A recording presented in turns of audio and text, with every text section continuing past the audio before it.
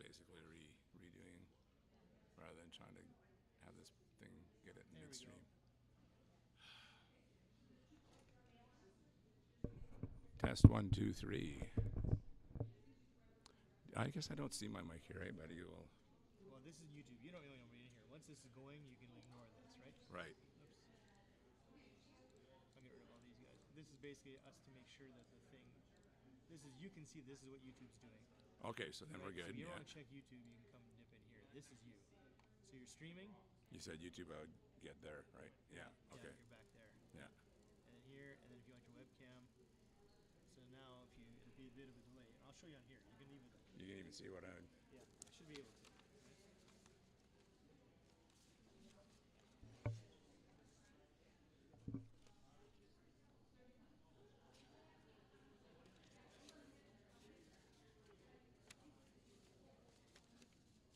Oh yeah, I was gonna say I had a sheet of paper here, but I didn't have a sheet of paper.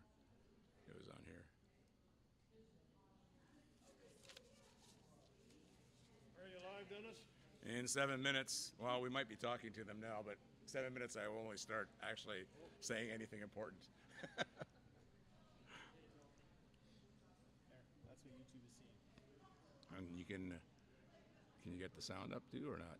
Sounds Test 1, 2, 3. Test 1, 2, 3. Test 1, 2, 3. You're coming in. It's quiet, but you're coming in. Okay, I get a little closer. Yep. Okay, we are about 7 minutes from broadcast time. The teams are shooting for the hammer. Thank you very much. Good luck, man. Yeah, that may have been the hard part. I hope.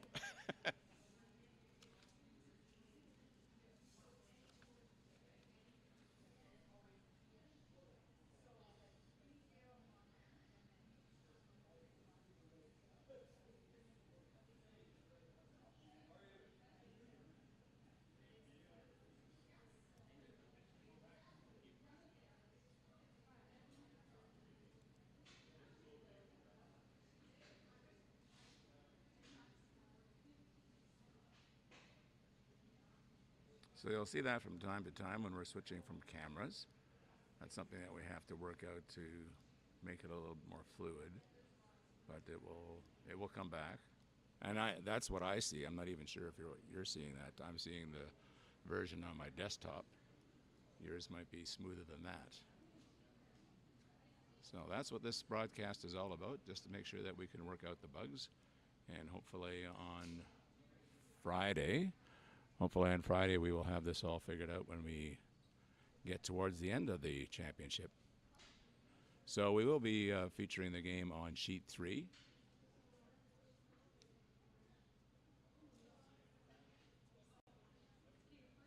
And that will be Team Wall, a local team, playing against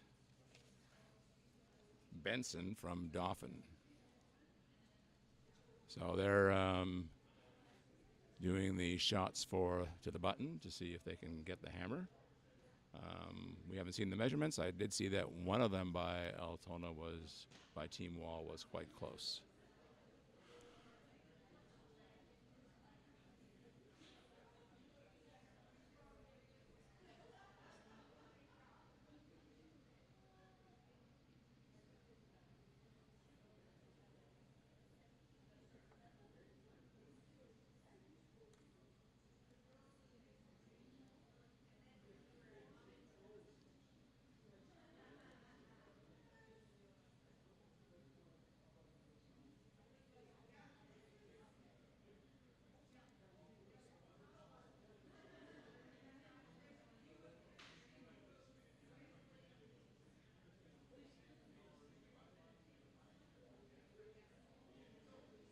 Just going to check out some of my cameras to make sure that they're all working.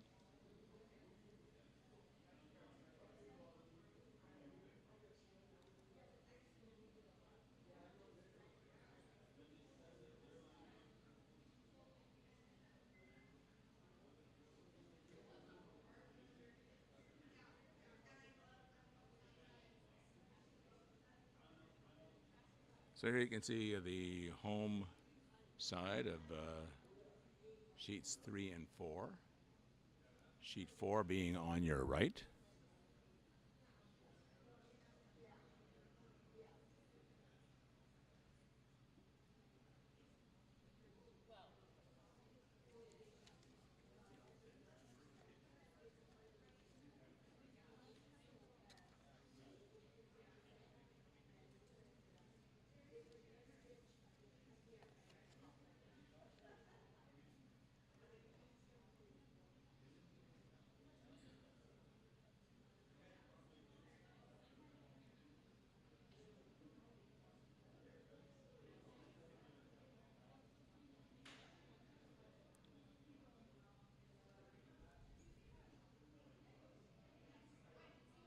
Looks like most of the teams are finished their warm-up and their draw to the button.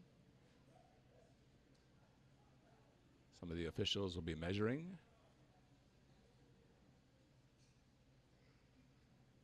I know in some tournaments these measurements get used again later. So even if it is obvious whether one won or the other, they might still need to have them.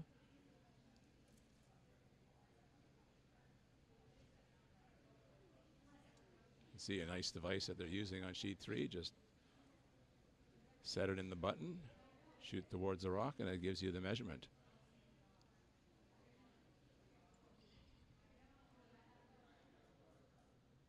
So that was one of their rocks. I think they'll be trying another one as well.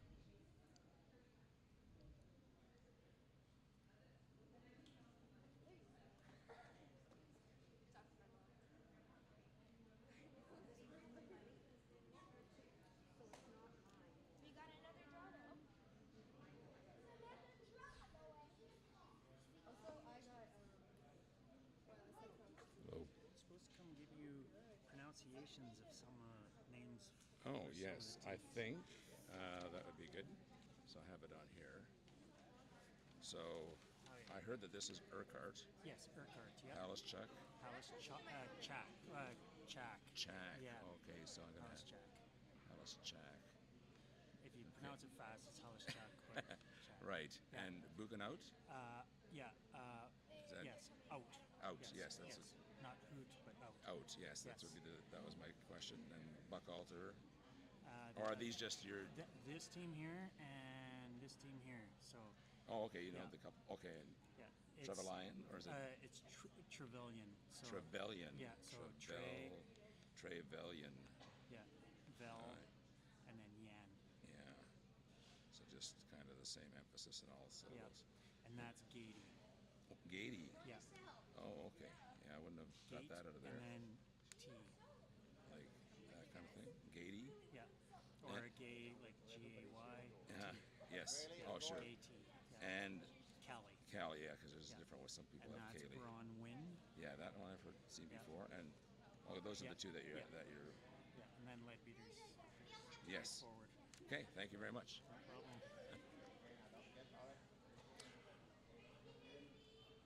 Okay, it is 4 o'clock, so I will start to be a little bit more formal about this. The teams are gathering on the ice. I'll show you the webcam view so that you can see a little bit more wide angle about what's happening. And good afternoon, curling fans. We are streaming from the Altona Curling Club, bringing you the Manitoba U18 Provincial Championship. I'm Dennis Friesen, and I'll be hosting this broadcast for the next couple of hours. This is a bit of a trial run with the hope that we will have some of the bugs worked out for later in the week when we want to do a more formal broadcast. We plan to stream the first 2 draws on Friday and then do the semifinals and the finals on Saturday. The provincial championship will consist of 7 teams that are here, 7 men's teams, and 10 women's teams. The men will be running a 7-team round robin with the top 3 teams making the playoffs, and a bit of a page playoff there. Third will play second in the semifinal, and then the winner will play first in the final. So the first place team gets the bye to the final. The women have 2 pools of 5, with the top 2 in each pool making the playoffs, and they will also have some kind of page playoff system. There, the teams that finished in second will play each other, and the teams that finished first will play each other. The winners of the first place battle will advance to the final. The winner of the second place team will play the loser of the first place game, and then that will be the semifinal. And the loser of the 2 second place teams will be out. They will be playing the standard 5-rock free guard zone rule, but not the no-tick rule that is now in play in the most elite adult curling. One thing new this year, the coaches are allowed to meet with the players after every end, which is new in Manitoba, and some other provinces have used that in the past. Many of these teams participate in the junior circuit tour, but there are several teams here that are not a part of that because the junior circuit is U21, under 21, and this is a U18 event. And there's also some teams here that aren't part of the circuit that will be participating in this event as well. The teams have started. We will be featuring sheet 3, and that will be Team Wall from Altona and Team Benson from Dauphin. So just going through the lineups. For Team Wall, it'll be Jillian Hildebrandt at lead, Anne-Marie Ginters at second, Piper Stace at third, and Dana Wall skipping and shooting the 4th stones. Team Benson, Emerson Urquhart is the lead. Lena Leadbeater is second. Chloe Hallisjack is the third. And I see they have an extra as well here. So Grace Van Bukuten, let's try that again. Grace Van Buchenhout is the third, and Shayna Benchen is a skip. So they're underway already. We're up to the last of the lead stones.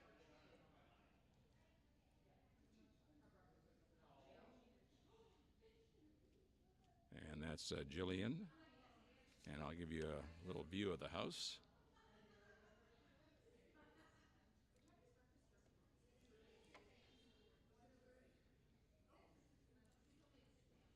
Now, like I say, on my viewer, my monitor, it shows some black before it switches.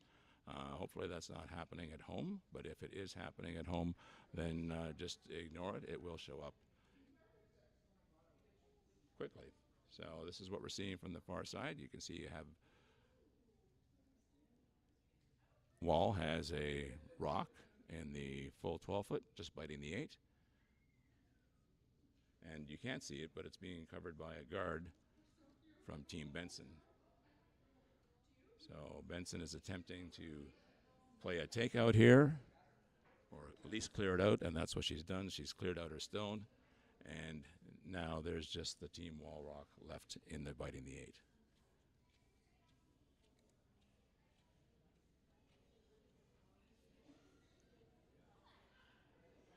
Looks like Wall is planning on splitting the house. Playing the out-turn draw.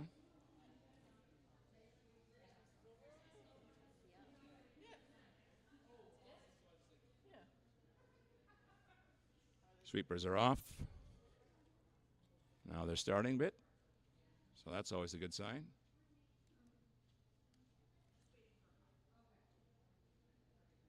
Now they're working hard to get it into the house. And it's close, and we'll be able to tell from our camera whether it is indeed in the house. No, just a couple inches short. So they're still counting 1, and they do have the hammer, so probably not minding that corner guard at all.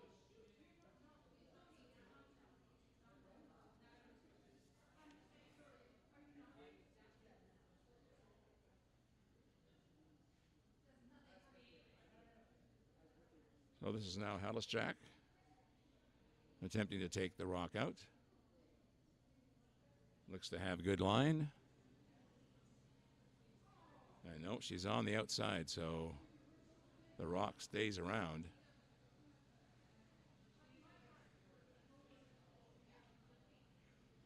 So an opportunity for Wall, as they now have a house rock in the 4-foot and a guard as well.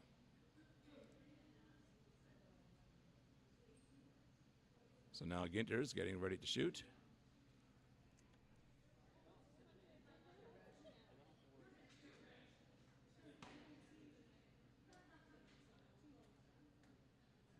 It's looking pretty good. I didn't see the call. I'm not sure whether they're playing for a guard or whether they're planning to draw one into the house. Looks like they were going for a guard, but it seemed to have over-curled, so it might still be available.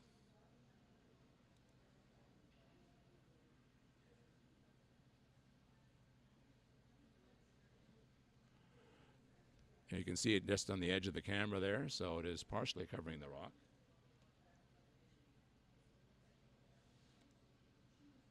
So they're going to play a lightweight takeout, some control weight, see if they can get partially around the guard.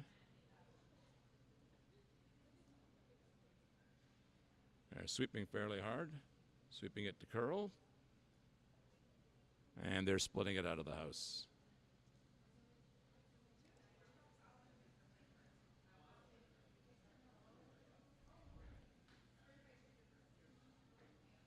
So they'll see if they can make that better. Piper Stace will be attempting to draw around those two stones. And they're staggered now, so they could make this one pretty good. Sweepers are staying off, though. Looks like it might be a little bit strong.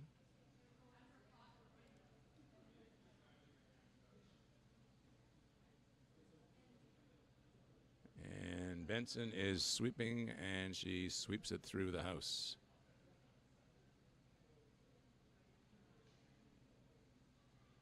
So now Benson has the opportunity.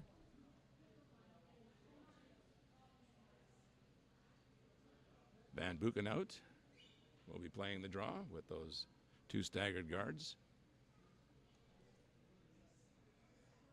Sweepers are saying the wait's up.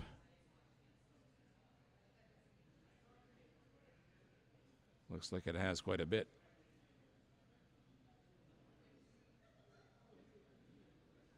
And that will also be through the house without any sweeping.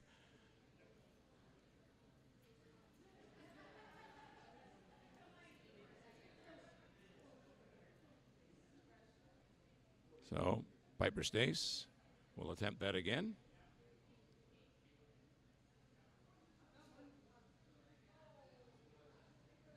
So she's on sheet 3, which is just on the other side of the walkway, if you're trying to figure that out from the angle. It's one of the things we'll try to improve on is the position of the cameras. This one looks like it will stick in the back of the house.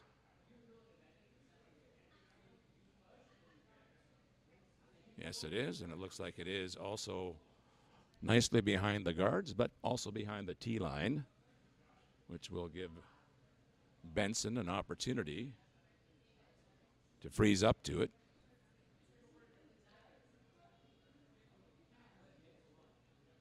Or make it better.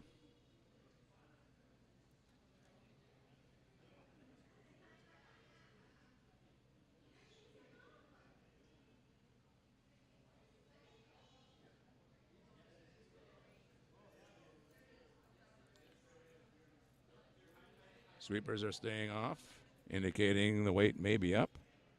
Now they're starting to sweep a little. And off again. Line looks pretty good, but it's a matter of whether the weight is right. And no, it goes right past, just narrowly misses the blue rock and the back of the 8-foot. So now Wall will have a chance.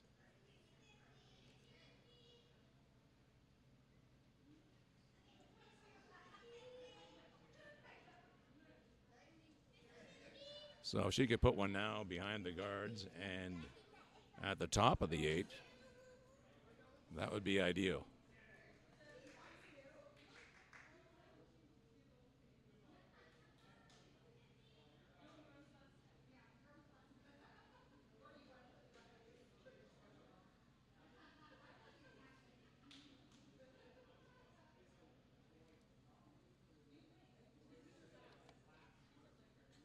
Sweepers immediately indicate weight is a little up.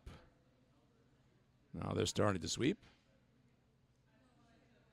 It's a good sign.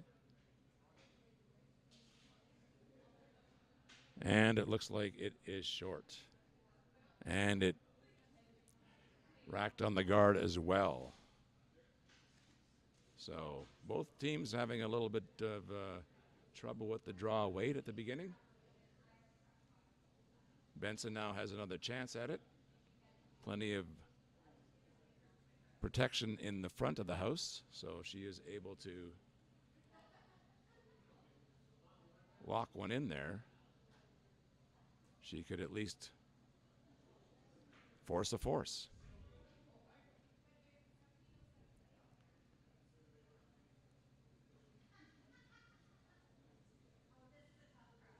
Okay, this time they're sweeping. Looks like they're sweeping for curl. See as we can watch and get into the house.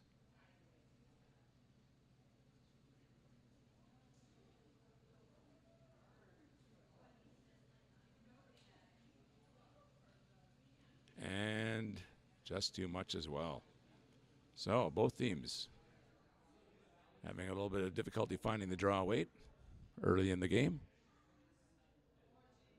And Dana Wall will have a free draw for two.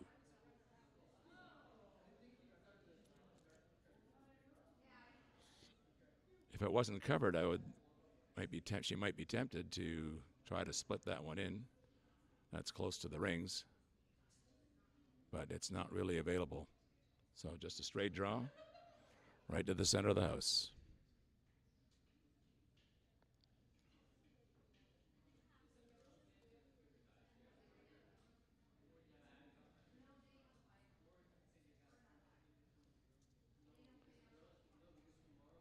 And it's coming in. The players were sweeping. Now they've gone off. It's going to the back of the house.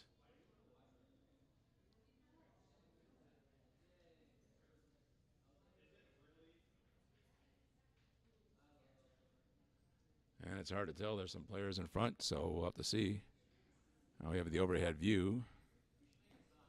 Oh, that looks like it went through. So not only the players, but also the sweepers are having a little bit trouble figuring out the draw weight so far. So at the end of the first end, Wall leads over Benson 1-0. We'll try to keep you updated on the other results as well. I think sheet 1 will be a challenge in terms of my viewpoint. But maybe we can get 2, 3, and 4 for you.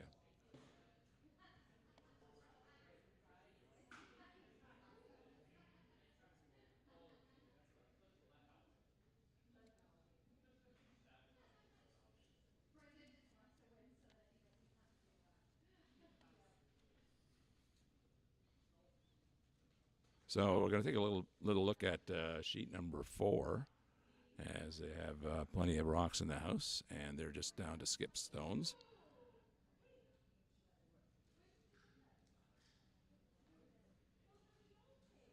So that is Baudry with the blue.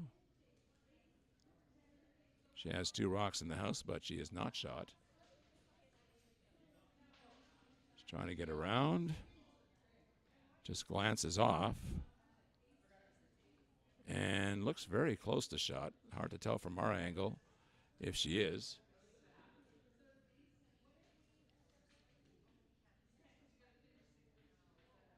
But Buchalter looks like she might just play the hit so she doesn't have to worry about it.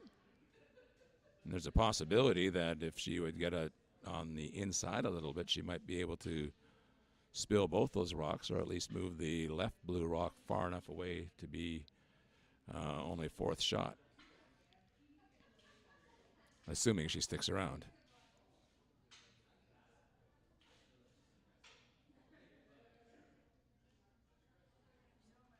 Well, they're having some discussion about it, the coaches. That's one of the things, like I said, that's new. More input from the coaches. Talking to some people, they felt that that's a good move because the players are young, and it gives them the opportunity to learn firsthand during the situation what type of strategies and other things they should be considering when they're playing.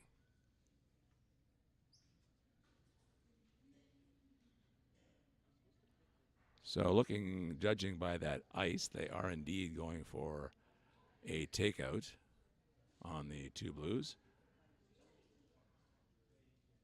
Best case scenario is that they're sitting 3, but 2 would be fine too.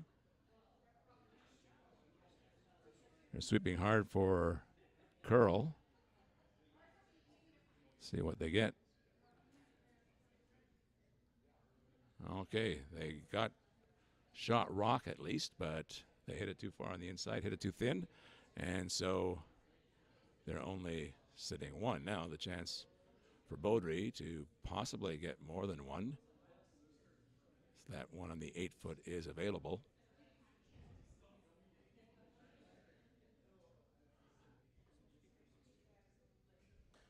Meanwhile, in sheet 3 in our featured game, pretty clean end in the second end.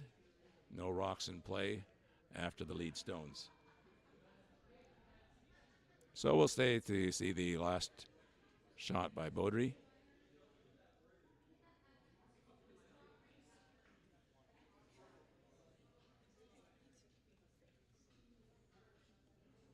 So they're attempting to remove that stone that's in the full 8 for their deuce.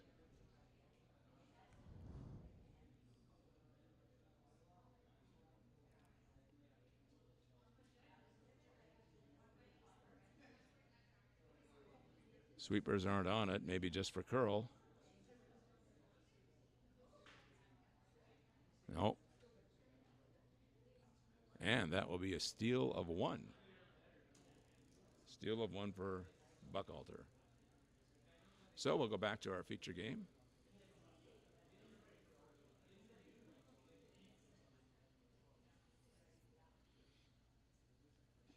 Right now, Wall is counting 1. It's all open and in the 4-foot, so it looks like they're playing a fairly straightforward end, at least at this point.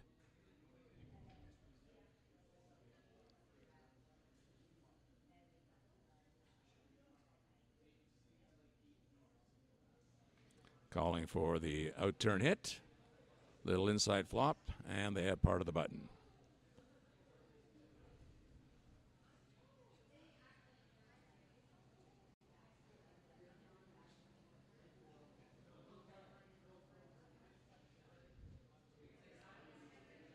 All right, Wall calling for the hit. Out turn.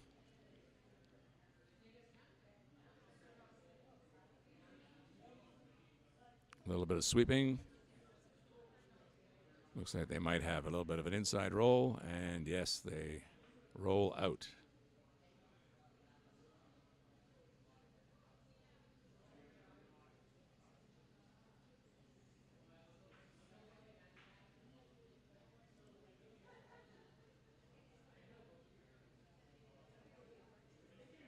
One of the things that you do notice when you watch an event like this, that all the slides and the technique is great form.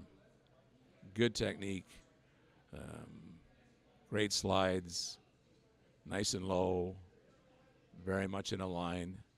And you can tell they've worked on this a long time.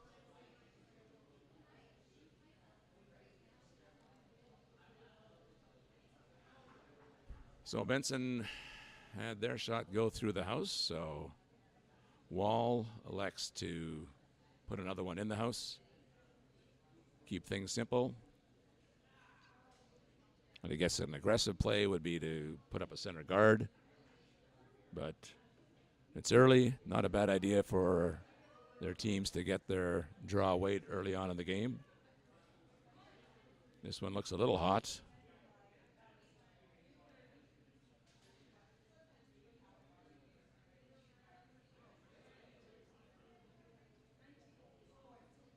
And it will just settle in the back of the house.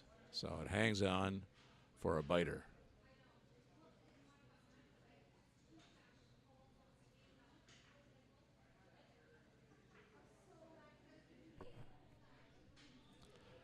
Okay, Benson deliberating what to do. Those biters can be annoying, can lead to a force later on, but it's also hard to chase them because you also want to get more than one. Your goal is to get 2.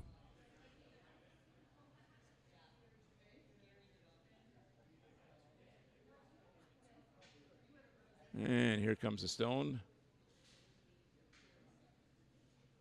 Sweepers are brushing lightly.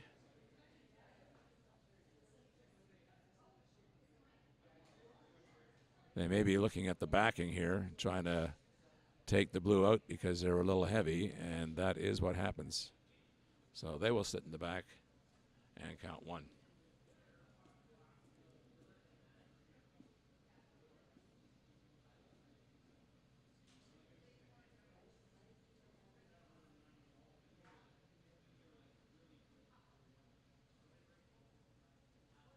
Okay, so now Wall playing the takeout. Not spending a whole lot of time deliberating. Got to save your time. And she is on the outside and rolls away. And we're back to a clean house.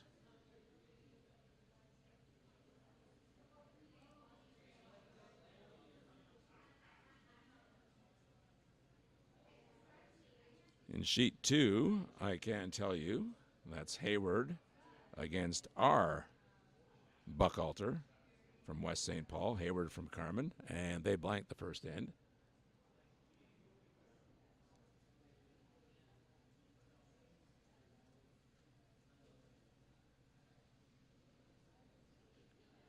Looks like Benson might be a little bit short on this one.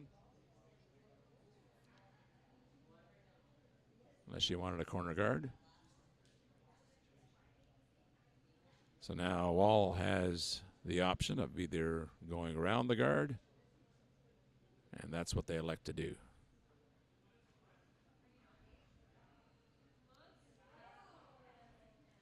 That was Wall's first shot of the end.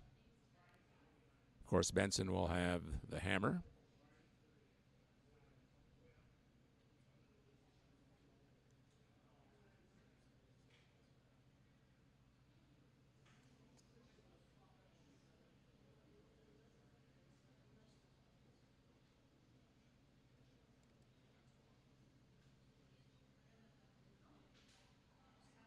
Okay, and here comes the shot.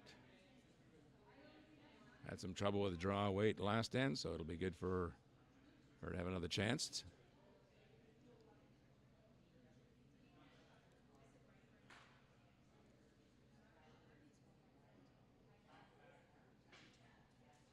This one looks pretty good weight-wise. Maybe a little wide, but it could curl a lot at the end. Yeah, excellent weight. Excellent weight. You can see from the camera view, that's pretty well buried. But it is a longer guard, so they should be able to get at it. It's one of those shots where weight is the key. Because from our angle, it looks like it's pretty close to dead buried. But like I said, there's a good curl on the ice, and so definitely available with the right weight.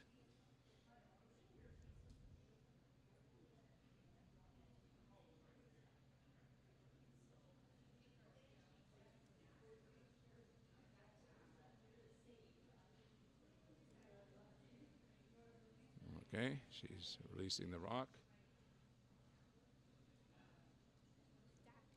Has a fair amount of weight, so quite confident that it will curl even with a fair amount of weight. Nicely around the guard. Makes contact, just enough to remove the blue. Just enough. So Wall will attempt to throw a similar shot. I guess they had some room around the guard, but I was surprised at the amount of weight maybe thrown at it, considering it was close to buried. Okay, so Wall just had this shot before. She will attempt to throw it again, which sometimes isn't always the easiest thing.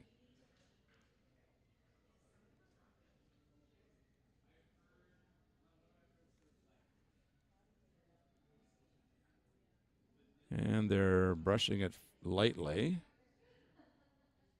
Made a little switch, brushing for curl. Looks like it definitely has enough. Now the weight's coming down a bit. Key here is to get it buried. And it looks like it did because it really came over at the end almost sideways. You'd like it in front of the tee to make it a little bit more difficult for Benson. Now she can draw up to it, but it's a tough shot. She has to decide whether she wants to draw for the one or try for a blank. Yeah, from that angle, it looks like it's pretty well behind. And they haven't played any out turns here, so that would be a tougher shot to attempt. All right, and they're going to have a little consultation with their coach.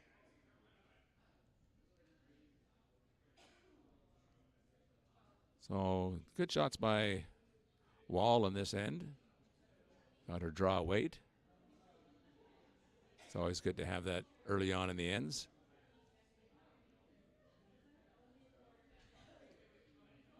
So they will be playing the draw.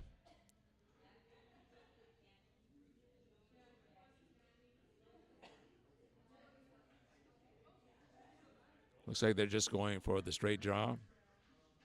Not really bothering looking at having backing because it's buried and you don't want to get too close to that guard.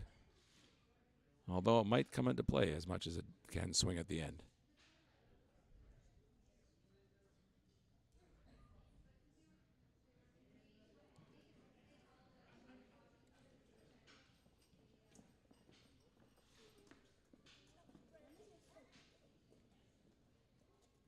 All right, delivering the rock.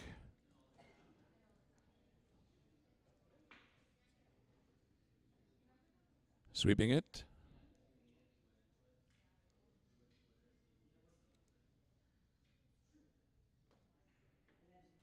Sweeping it fairly hard. It looks like it might be a little bit short. Yep, just short of the house. Well, just a biter, but not enough. That will be a steal of one for Wall. So after two ends, Wall leads 2-0.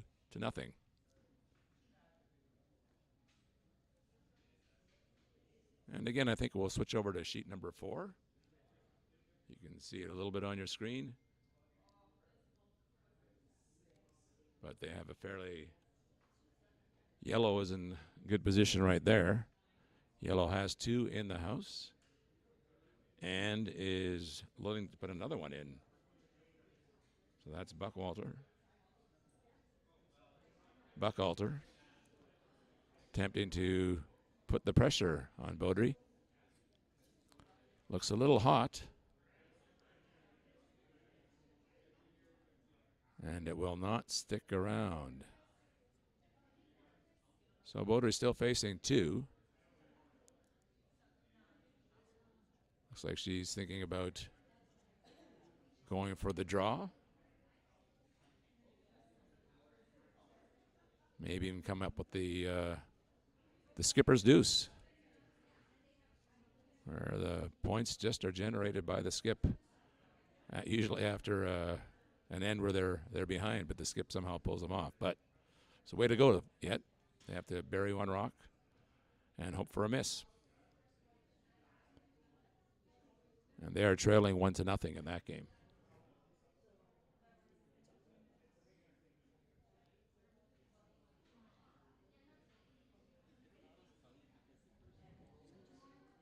Also, I'll give you an update from sheet 2.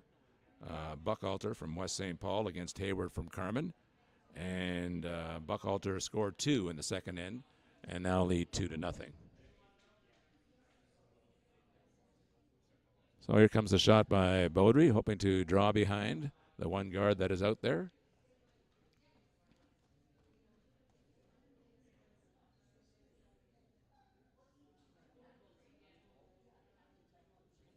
And we're sweeping. Now they're off. Now back on again. So they could be close. Looks pretty nice and tight to the guard. It is. A little deep, maybe. Unless just behind the tee line, but a very nice shot.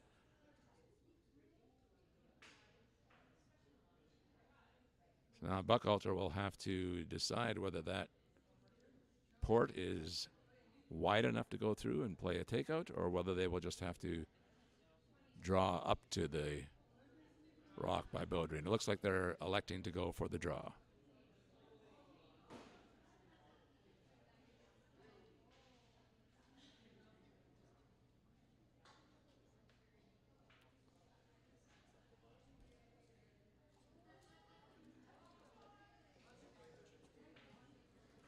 Meanwhile, in Wall against Benson, Wall has one in the house, and they're electing to put up a guard. They have one in the back of the forefoot. Not sure if it lost the turn or whether they were planning on going around the corner guard. In any event, they did not cover their rock.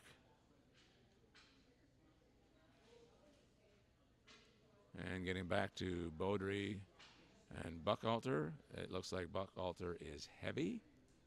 So indeed, Beaudry will have a chance for the skipper's deuce. All she needs is a piece of the 8.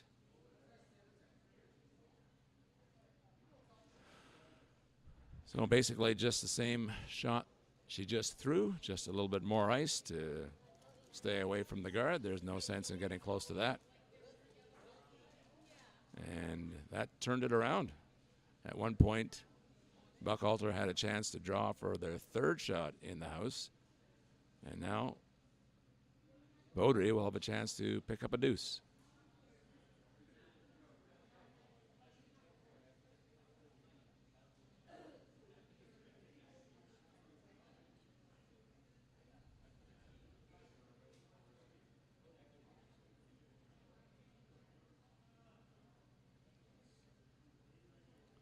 And here comes a stone now.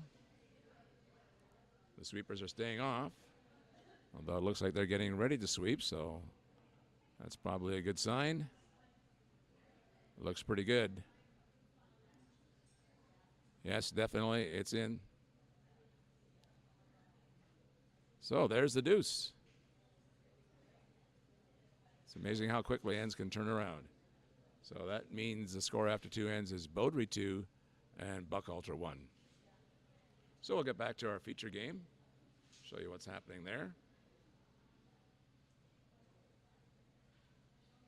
Right now it looks like Wall is counting 2. We'll have a couple of rocks in the back of the house. One of them looks to be buried behind a couple of guards and the other one in the open. And Benson looks like she's playing the draw. Try to get behind that guard and try to get better. She'll need to be having a good piece of the forefoot at least. But she is coming up light or at least narrow and actually pops in another rock for Wall. So that means Wall is now counting 3. And it's her stone to play right now.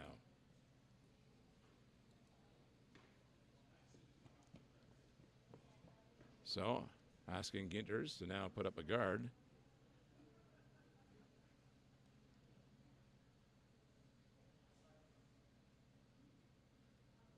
Or maybe she is going behind the guard. That could be as well. Did not see the call. Looks like she is also light.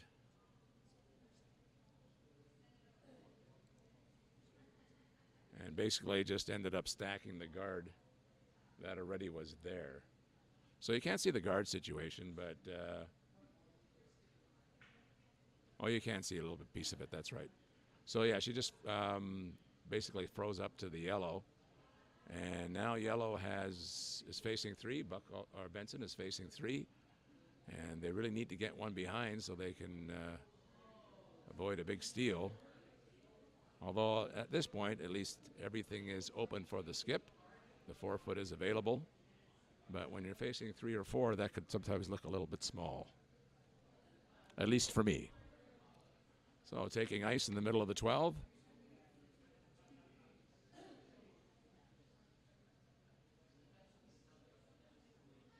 They're sweeping it.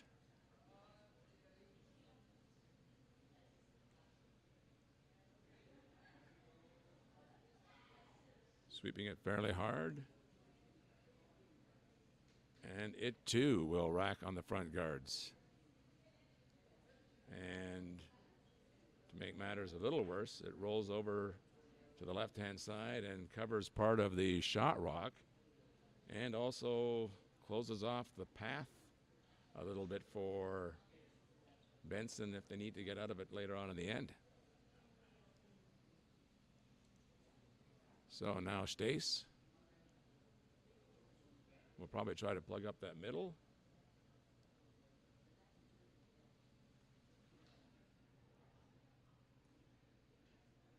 Looks like she has a fair amount of weight.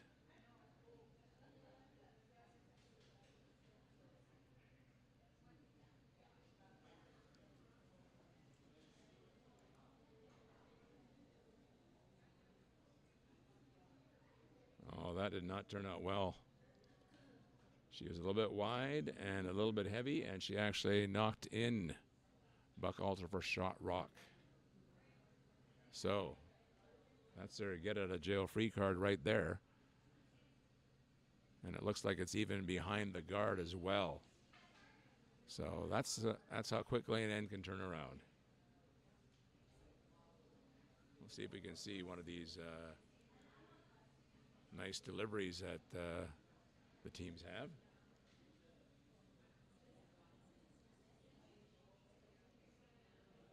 This would be the third for Benson. And that's Van Buchenhout. Nice straight delivery. Everything in line. And let's see what the result is.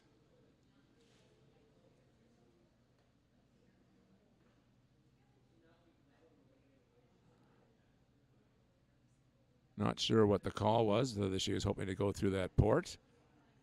But she clips off the guard and rolls for fourth shot, just biting the eighth. So now Wall has to figure out how they remove that shot stone or better it. She's indicating that she might want to draw right up to it. Yes, that's the call.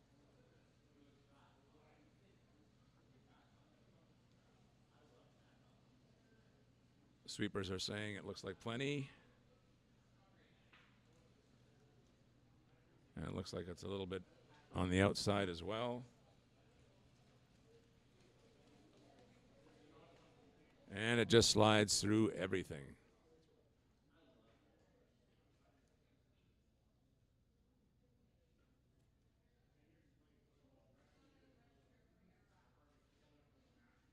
So Van Buchenhout will have another chance. Skip indicating that they want to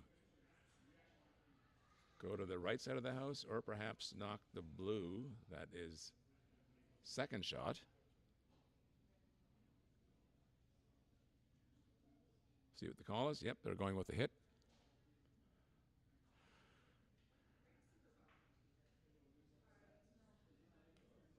So she might even get lucky if she gets half a rock to also bump the other blue that's in the house.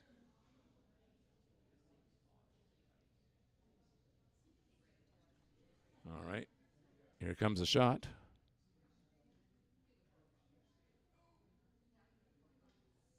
See what the result is. It looks pretty good. Eliminated the blue. And it looks like she may have stuck around for second or third shot with her shooter. There it is. Rolls away. Yes, she is counting. It looks like she's counting three. It's hard to tell whether that back blue in the 12-foot. Doesn't look like it has a piece of the eight, but it's sometimes hard to tell with our camera angles. So again, earlier on, looked like Wall would have a chance to put three, be counting three or four, and now the opposite has happened. Looks like Wall's going for the draw.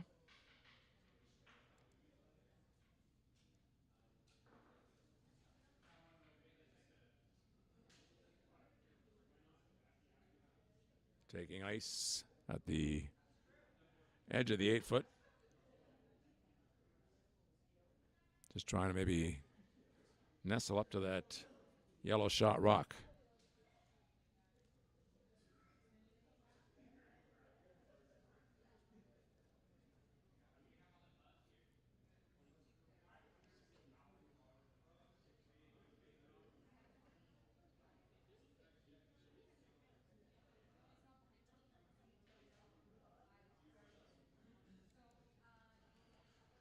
Sweepers are laying the brushes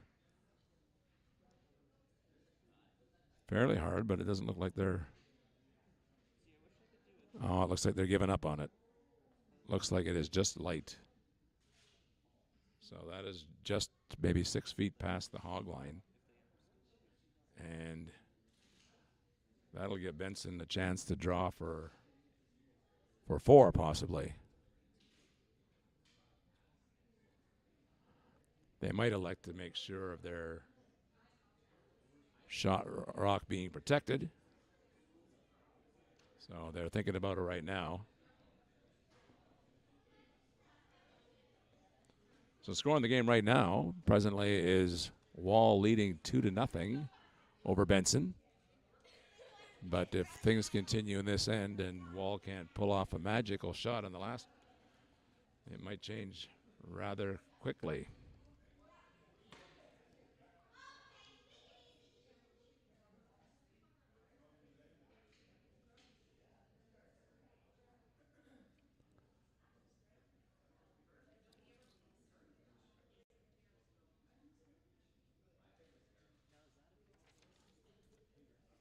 They've made their decision.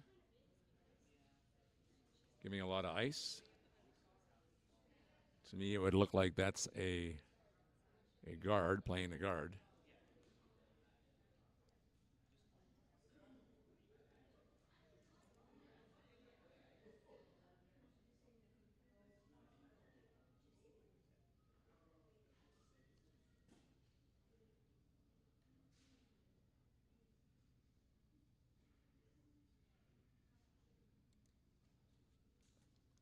And the delivery's underway. Sweepers are staying off so far.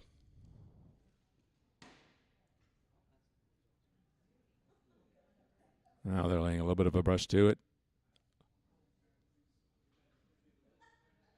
It's definitely not a guard. It's going deeper. It looks like it's going all the way to the back of the house, whether it sticks for... Oh, it's very close. It'll be very close to the other blue shot for 4th shot. That's what we're assuming by the way the cameras show, but it's doesn't look good. Wall will have to come up with a big shot here. What she's looking for is to draw one and freeze it on to the rock just biting the 4-foot. But even if she would miss that and freeze to the back one, she would be second shot, and she would at least reduce the score to 2.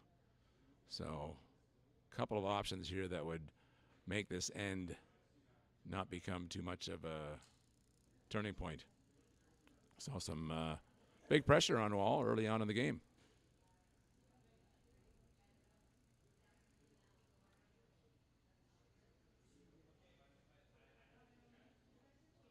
Okay, she's in the hack.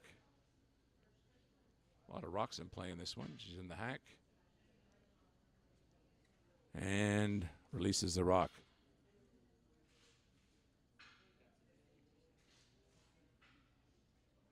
Sweepers are indicating more weight, but they are sweeping maybe for curl. Oh, she tipped off of 1, and she rolled into the back of the house, and we'll have to see what that might be, 2nd or 3rd shot. We'll see. Yeah, it's hard to tell whether it's 2nd or 3rd. At least from my angle, I wouldn't be able to call it one way or the other. But it does give her the opportunity to play a hit on that blue. There aren't any guards in front of it. You won't be able to see that on the screen, but it is available to hit. And if she hit that and stuck, that could be for 4 or 5. And you'll also notice that Benson's, every single rock is in play. All 7 rocks thrown so far in play. So a big opportunity here for Benson.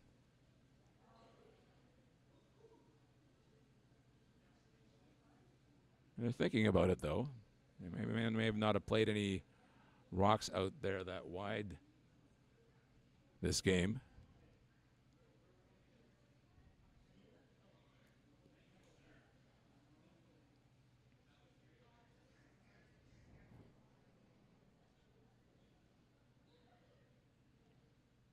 Recognizing that this is a significant point in the game. Sometimes you rush and just make the call, but even if you're deciding that you want to do the hit, it would be good to talk about what type of ice, what type of weight are we planning to do here. And they are going with the hit. Of course, the ideal shot would be to hit it on the nose, and that would be a big count. If she hits it on the outside, it could rack onto her rock in the back. Could get stuffed in the back.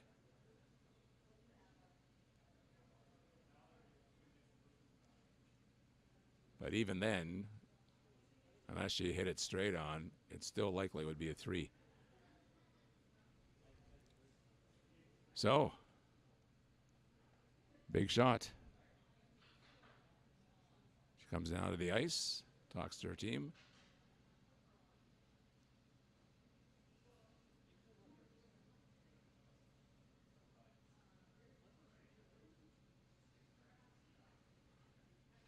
Notice this, before she shoots, she always lines up with her arm where she wants to go, where the target is, what her slide path is going to be. And now she's ready to release. She's got fairly decent weight. They're sweeping it against curling too much.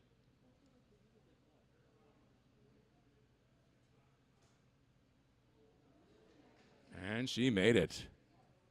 We'll have to see about how much it ends up being, but that's an excellent shot. So 1, 2, 3 for sure. Quite likely 4, because the top one looks like it's got a piece of the 8. And the way they all kicked them away, I would think that might have been a 5. We'll have to see them marking it, but. And remember, at one point, Wall had 3 in the house and was looking to put up a guard.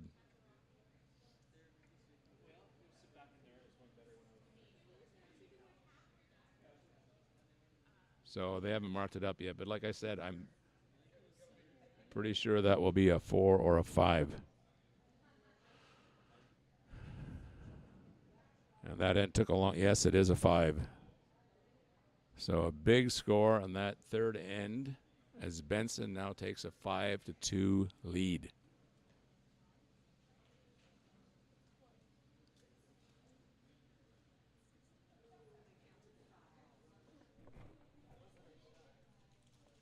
I don't know, see if you can get you caught up in some of the other games. On sheet number 4, between Beaudry and Buchalter. Buchalter counted 1 in the third end, and so that is all tied up at 2 apiece now.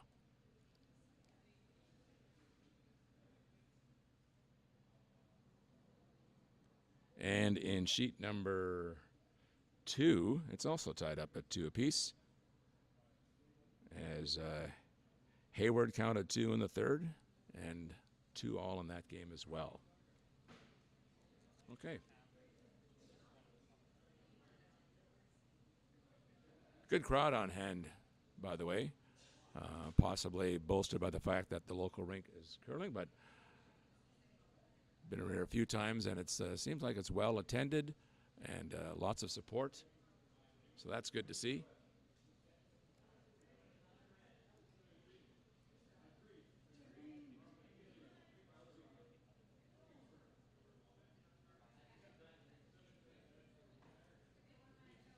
All right, so that was just a straight miss by the lead, Hildebrand. So Benson now has a chance to draw for two.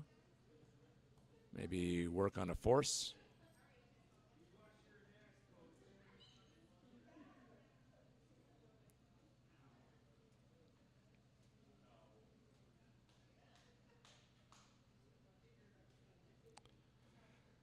Looks good. Brushers are just starting now. Just at the top of the house. Yep, they have the second one in there. Wall hoping to have a hit and roll behind if possible.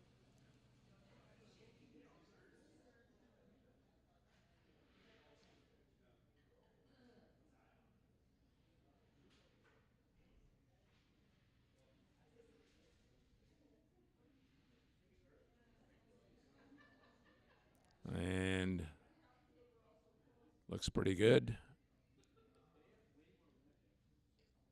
Just a little inside roll.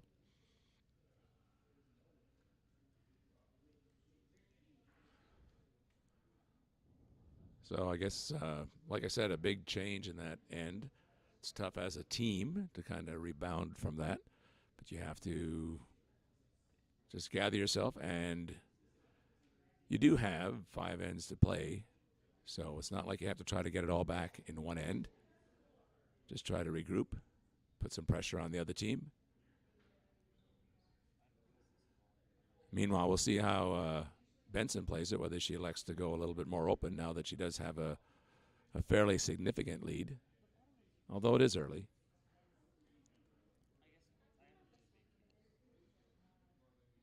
So they're playing the straight hit, try to keep things simple. And they have it, and they will roll to the outside 12-foot. So that's a perfect roll, splitting the house. While recognizing that she wants to make something happen. So I think she just called the hit, though. First of all, I thought it might be the draw, but looks like it's more. It is definitely the hit.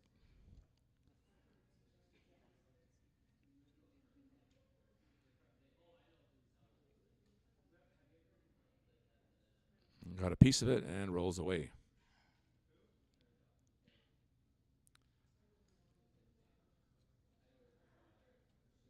Well, at least it's not it doesn't look like it's a too complicated end, so it gives them a chance to maybe regroup a little bit, catch your breath, think about what they want to do next.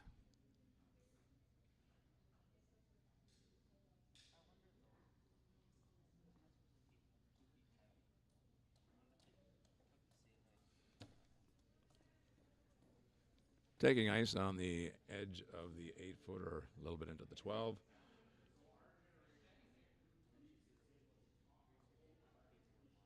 Just trying to set it up put it in a place where a wall can't freeze to it, can't roll behind it.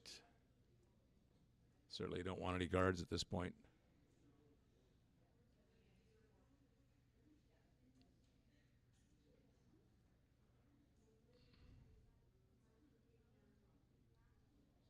Just rub the front one, and they're side by side. Wall wants to hit both of them if possible.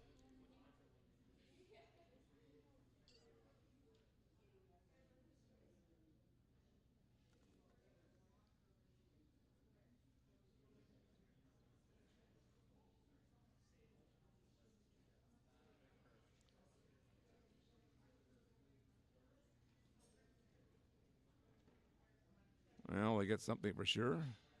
They get both and roll away. So that's a good result. Quite possibly, if they get a chance, maybe they can even use that guard.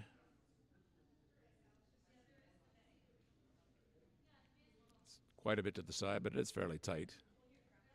Might be able to be used. All right. So Benson just ignoring the rock, going for the draw.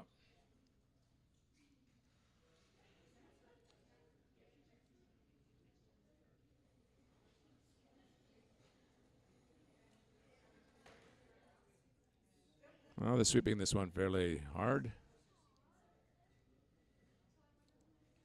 Looks like it might be a little bit short. Makes a difference whether it's in or out, that's for sure. It will not get into the house. So that does give Wall the opportunity to use it if they like. Either side.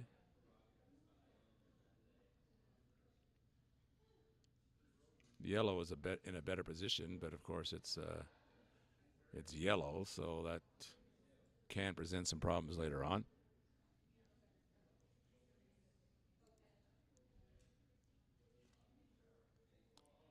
So she'll be asking Stace to bury one behind the yellow that was just put there.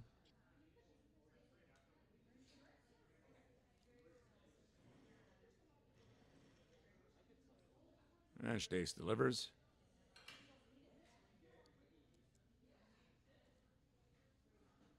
Some light sweeping, just keeping it clean.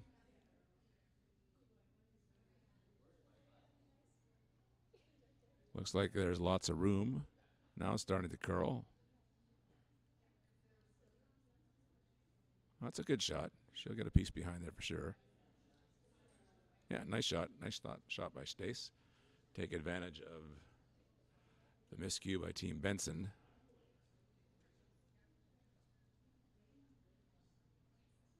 Taking a look at it, looks like it's close to buried. Benson looking to play the freeze, so it must be quite well hidden.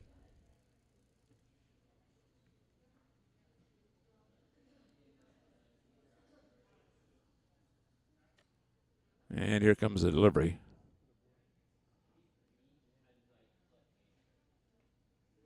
No brushes to it yet.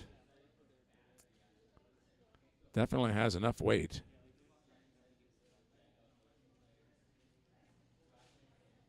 Pretty good line, but with that weight, it might not come in. Nope, that's the issue. So a chance for Wall to manufacture some points here. Now the 3 is in play.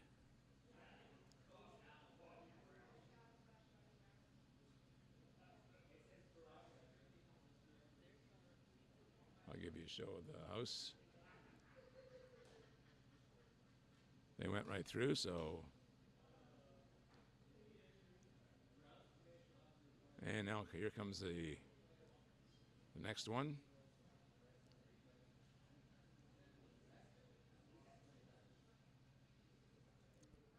They're sweeping, but it looks like it might end up short. They really would like a piece of the house, though. Nope, just a little bit short. That will not help in terms of counting. It would make a good guard for one of Wall's next ones, so it might be able to be used later.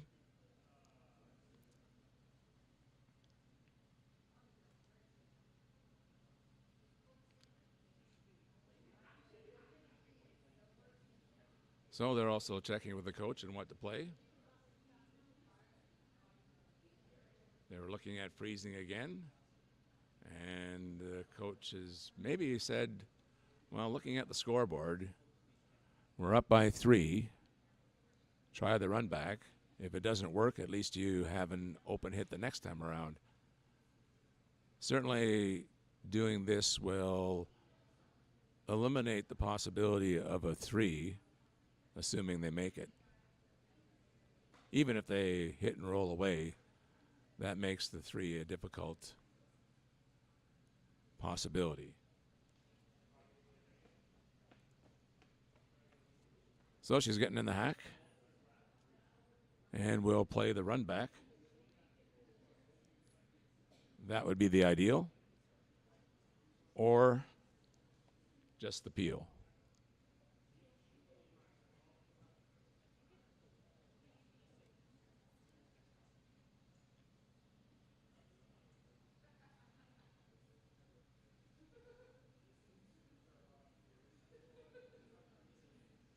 They're lining it up. They're sweeping to curl. Looks like they're close, but no. Oh, they actually managed to skinny the guard, and take the rock out. Judging by the reaction, that was not exactly what they called, but they definitely will take it.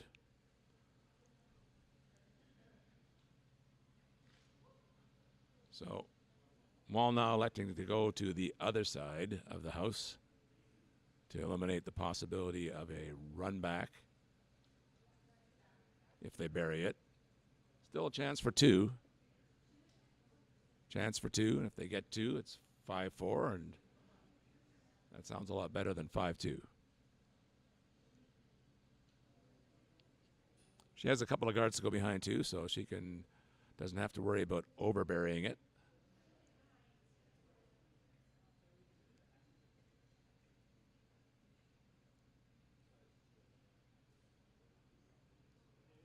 Wall on the hack. And here comes a stone.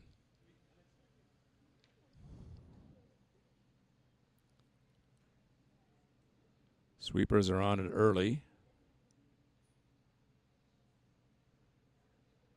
Now turning to cleaning. Weight looks like it will be there, but not. Well, now it's coming over quite a bit. That's a good shot. Probably can see part of it. It's hard to tell from this angle, but it looks like there's a good portion of that rock showing. But enough to make it a difficult shot. And curled over quite a bit in the end. But if she has the right weight, she should be able to take it out.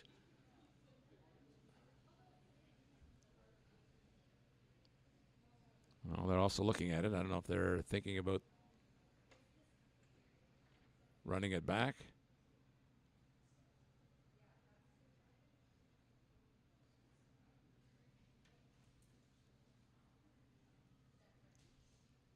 But a good end by Team Wall. Had an opportunity to have a good opportunity to score two here. And that's what you want to have to after a tough end where things get turned around on you. Those are often the hardest to bounce back from. They're electing to go for the draw and hoping to just freeze one up to it. But, of course, the freeze has to be shot. It won't help if it's not shot rock. So maybe if they just corner it right, they could still be shot and make it difficult for Wall to get two. That would be a precise shot. It might be easier to get around the blue the way the ice curls, and that may well be part of their plan as well. Sometimes you have a plan A and a plan B, and keep your options open.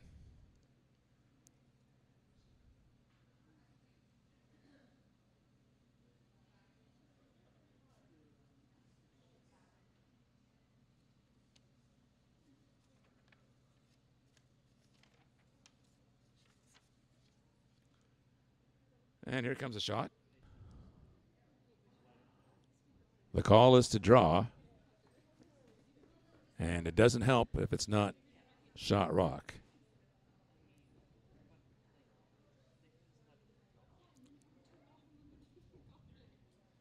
They're sweeping fairly hard.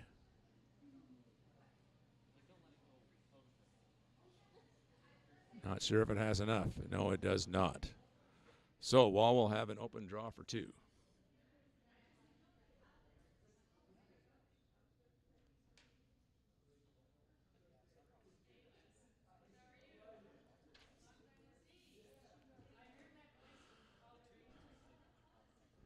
So a good end by Team Wall. Have the opportunity to get a deuce. Get back to within one. That probably feels a lot better if they can do it. It's a big draw, though. Psychologically, getting within one feels a lot better than being down two without the hammer.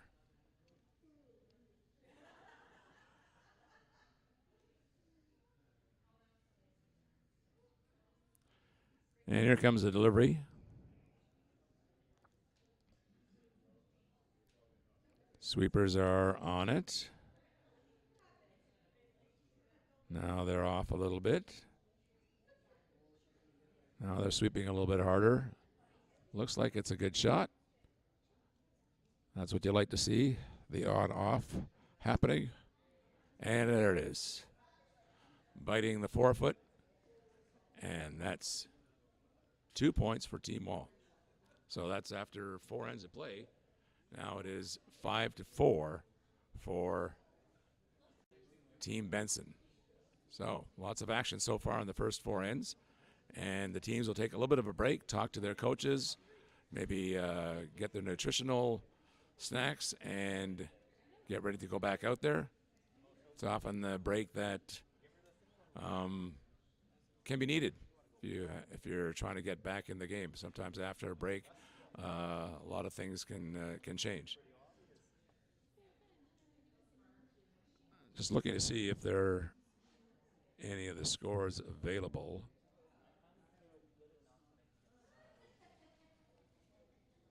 Can't see sheet 1 very well, and we'll try to get those as well.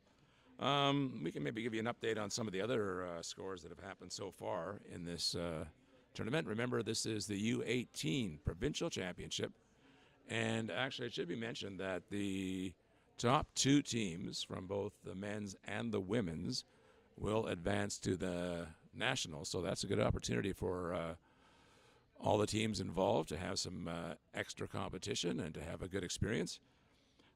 Earlier on this morning, in the morning draw on the women's side, Team Beaudry defeated Team Leadbeater by a score of 11-2. Beaudry from St. Vital, Leadbeater's team from Swan River. Wall won their game over Team Legati by a score of 8-5. Kay Buchalter of the Heather won their game 6-3 over Team Van Rissel from Springfield. And on sheet D, it was Benson winning their first game 8-7 over Team Hayward from Carmen. That was quite an interesting game as Hayward came back to score 5 points in the last 2 ends to erase a 7-2 deficit, only to have Benson win in the extra end. So that's what happened this morning with the draw. Like we said earlier, the women's has 2 pools of 5, and the top 2 teams in each pool will advance to the playoffs. And the playoff structure would be that the team that's second in Pool A and Pool B, those 2 teams would play each other, and the teams that are first in Pool A and Pool B would play each other as well. But the way it works out is in the second place game, the loser is out and the winner advances to the semifinal, whereas in the first place game, the loser drops to the semifinal and the winner automatically advances to the final. So it's a little bit like the page format where you have a chance to get to the final early and then the other people try to work their way up. And if you, like for example, the second place team, they would have to then win 3 games in order to get to the championship. So it's a little bit structured to favor the teams that finish first, which totally makes sense.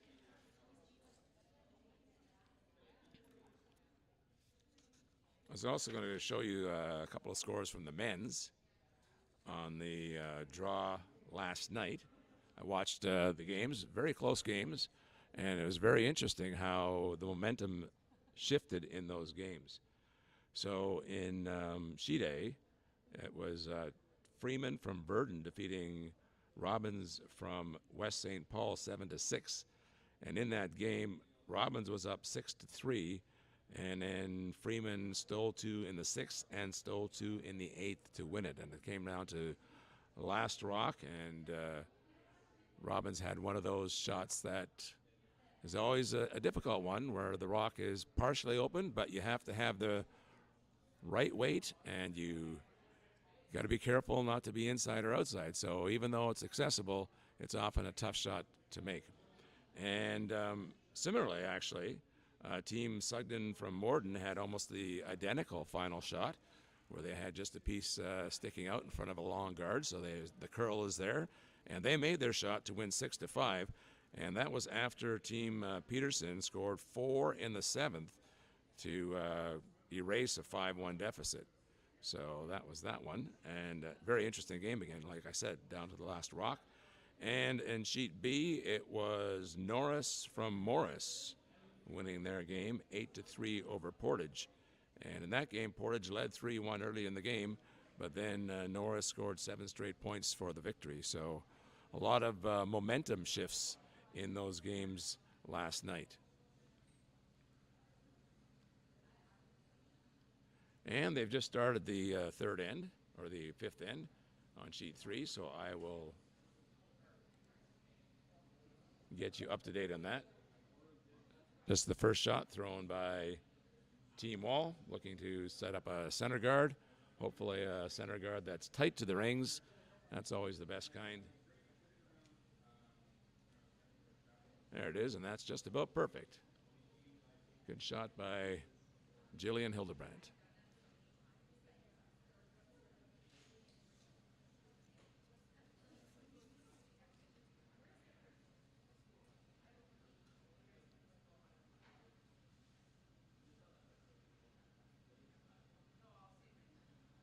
And now Emerson Urquhart for Team Benson.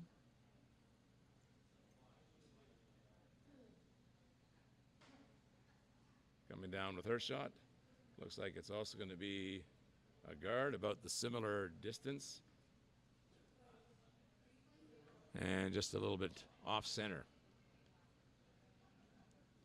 So Wall going straight for the aggressive is going to go behind the center guard, asking Hildebrandt to bury one there.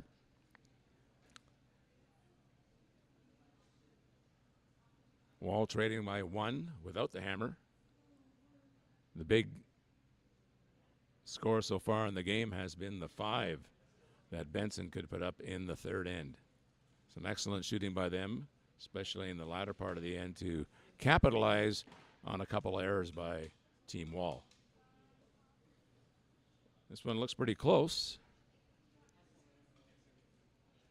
Nice laid tightly by the guard, but not enough. But that's what you want to do. You want to be able to clog up the middle, get a chance to steal your one.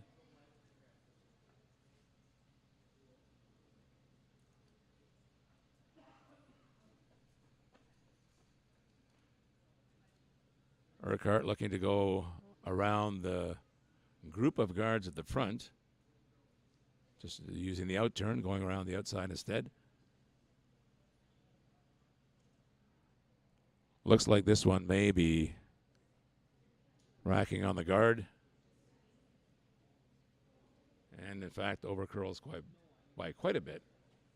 And that's one thing that we've curled on this ice in the last week, and we noticed that once it starts to curl, it can really get away from you, and especially if you happen to have a lazy handle and don't put a good rotation on it. So most of the teams here are, I would have to say, are better than we are on our senior men's league in terms of putting on some good positive rotation, and so they don't get caught very often, but every once in a while, a lazy handle, or it catches the ice and takes the spin away, and it can really drift.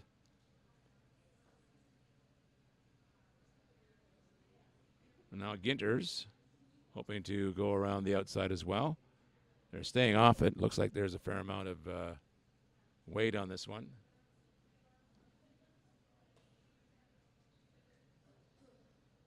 Might hang around in the back. And it does. Hangs around full 8 foot in the back. Of course, you'd like that in the top of the tee line, but it is buried. So Benson having no part of an end with 4 guards. That's probably the last thing you want to see when you're trying to hang on to a lead. So she's going to do some cleaning up and calls for the peel. From her second, Chloe Halishak. And she's definitely going to be making contact here.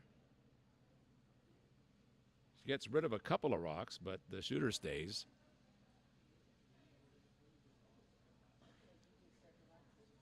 So there's still a pretty good wall up in front.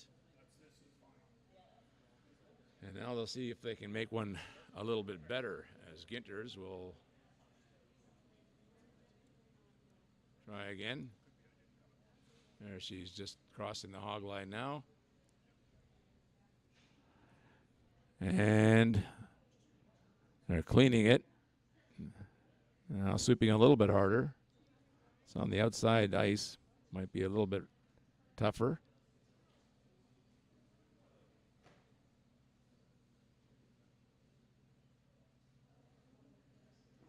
Well, that had very good weight, and the line was pretty close. So you got past the front guard, but not the second guard.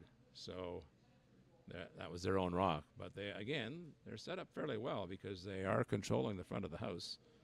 And Benson forced to do a little bit of chasing here. I'll give you a better view of the house.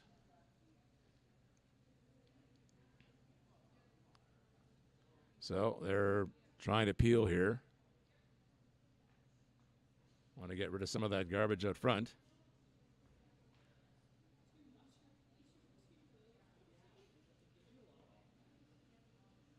Well, the result is okay. It looks a little cleaner, and now there are no blue rocks in front that Wall can promote, but one of the blues managed to hang around in the back, and so they have a couple of counters in there now. And Wall's looking to draw. She's got a couple of guards to draw behind. They aren't her own, but it's fairly hard to do the run backs from any kind of distance when the ice swings a little bit like this.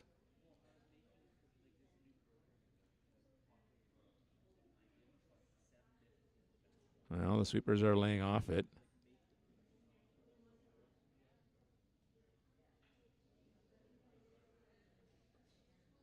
Looks like it has a fair amount, and it will replace the one in the back. So it's a little bit better. They do have 3 now, but again, if Benson can get one in there, they're looking at the possibility. This is one where if you get the great shot, you can have your out and freeze one up to the blue, up to Wall, but you don't want to play that game and open up the possibility for a big steal. So they're gonna peel the front one.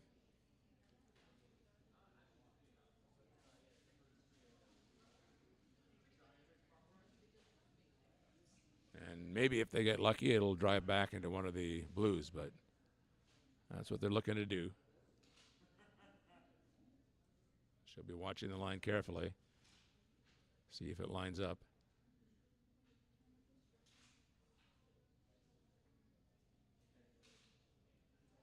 Well, this will turn out fairly well for them, actually. They eliminated 2 of the guards up front, plus the guard that they were trying to peel ends up staying in the house. So that will be an excellent result. Cleaner, plus you have another guard behind there, or another rock behind the guard. So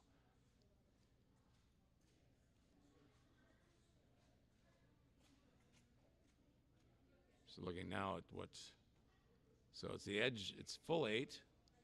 It's not shot rock, but it is second, and it is buried.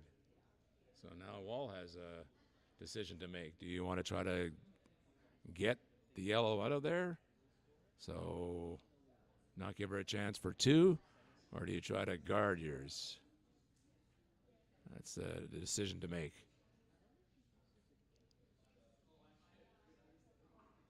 Or you could even draw one in to see if you get it better. But it looks like she's thinking about eliminating the guard. And now it looks like we're having a discussion.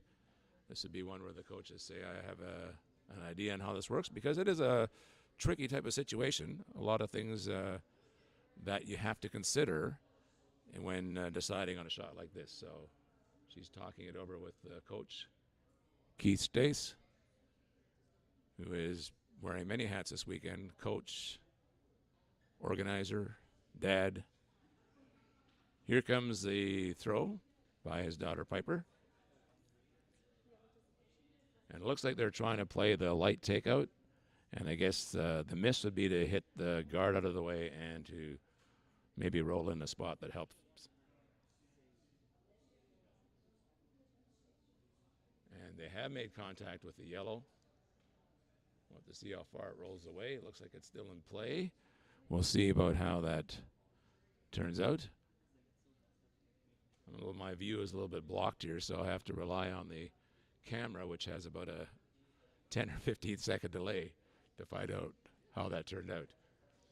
But Benson is going straight for the hit, hitting the remaining one in the house.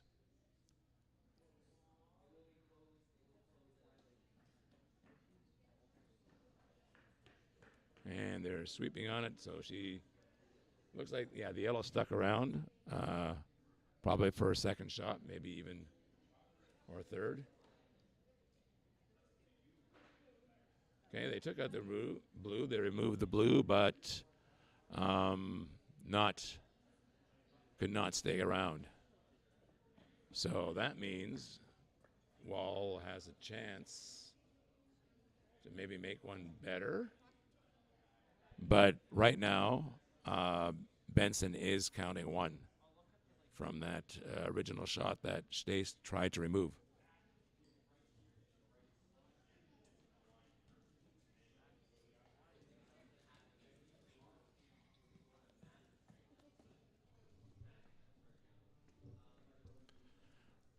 And I'm not used to talking for an hour and a half straight, so I'm going to have to get a little bit of a water break here.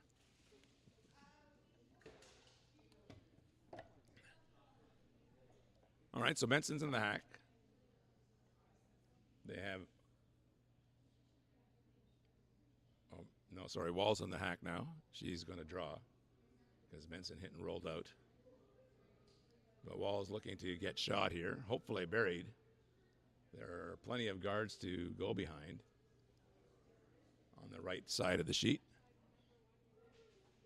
They're not laying the brush to it yet. The line looks very good. The line looks excellent. Looks like the weight might be good too. Yes, a fine shot. Fine shot by Wall. She definitely is shot.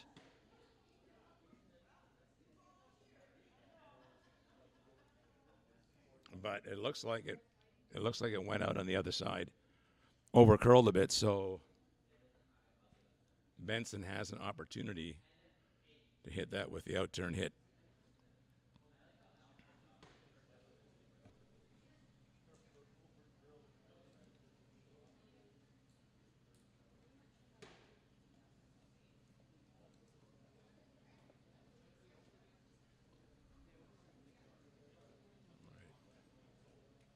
All right, here we have it now. So she's trying to hit the blue. Wall's shot on the edge of the four. It looks like it's mostly open, but if she hits it on the outside, she could well bump out her second shot. And she was narrow. So Wall's rock remains. And they are now shot and third and fourth.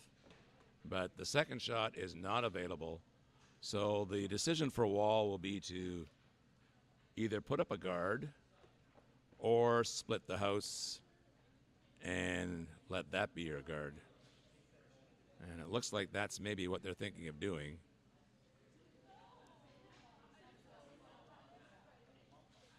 Again, it depends on how aggressive you want to be. Either way, if you miss your shot, the two is going to be in play.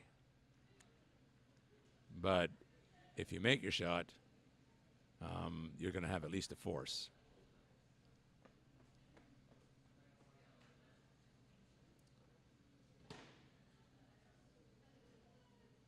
So they're talking about the ice now. Now they're thinking about possibly putting one behind the guards. which would put extra pressure because that would be two that are covered. So that puts the possibility of a steal of two in play if you do that. The advantage of the guard definitely is that you have a better chance of stealing. But the disadvantage, of course, is if you leave your own rock open, that gives a pretty good chance for two. So another big stone here for Wall. She made a very good shot last time, so she's just seen this path. She doesn't want to go quite as deep. Although even if she did, if she put one on top of her own, that would probably be okay as well, depending on how the angles work out.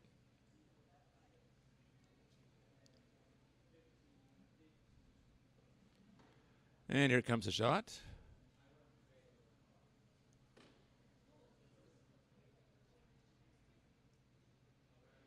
Sweepers are cleaning it. Oh, they're hesitating, a little off. It looks like it may have a little bit more. They need this to at least stick around for a second shot. It looks like it does, but there is a double possibility there for the two. And it's not a super difficult double in the fact that they are so close together. So really Benson just needs to hit the front one on the nose or even a little bit on the inside, and she will get her two. So just a little bit heavier than what she wanted. Probably about 6-7 feet too heavy. And then it would have been a good shot. Still not an easy shot. You're still, as a skip, you see the opportunity, but you also know that they are counting two right now.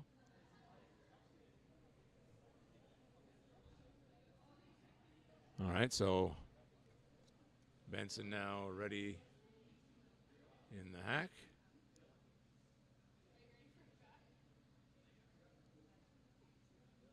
And we'll just keep our camera on the house for now. She's lining up again with her arm. Room just a little bit off center, just a little bit on the edge of the button. And she hopes to make contact with the one on the right-hand side of your screen and hopefully straight back. That's what she's hoping for. They're sweeping fairly hard on it.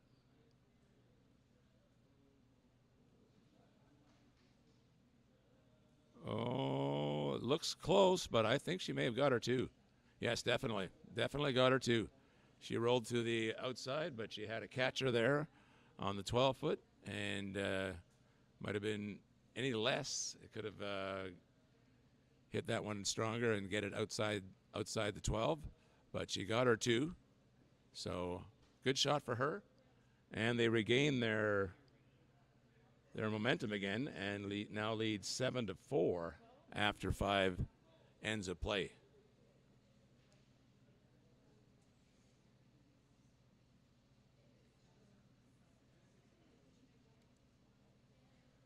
Just an update on a couple of the other sheets. On sheet number 4, Baudry had a big steal of 3 in the 5th end, and to take a commanding 6-2 lead. And in sheet 2, which is barely visible by me, I think it's 5-2 for Team Blue, which I believe, I'll get to you that in a second.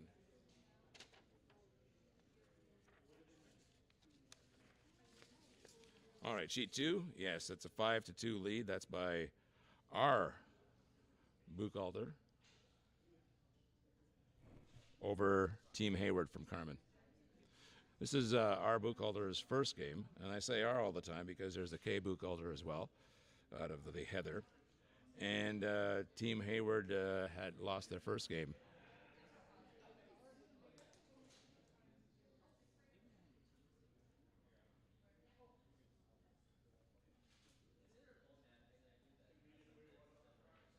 All right, so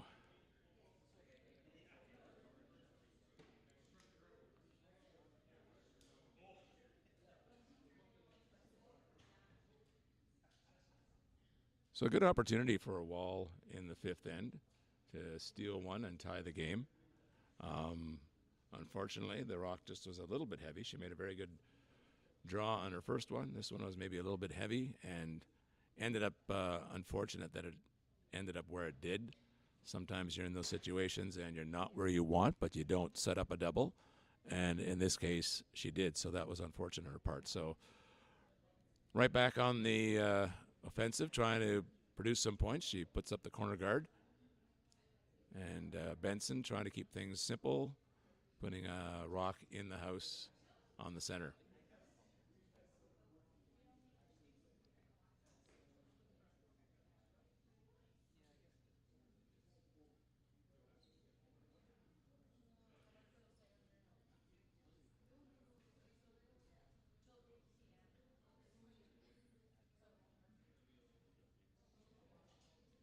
Oh, the rock is definitely be in the house. It might be at the back of the house.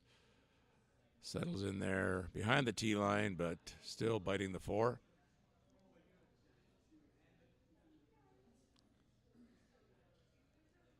So in this situation, you want to take advantage of your corner guard.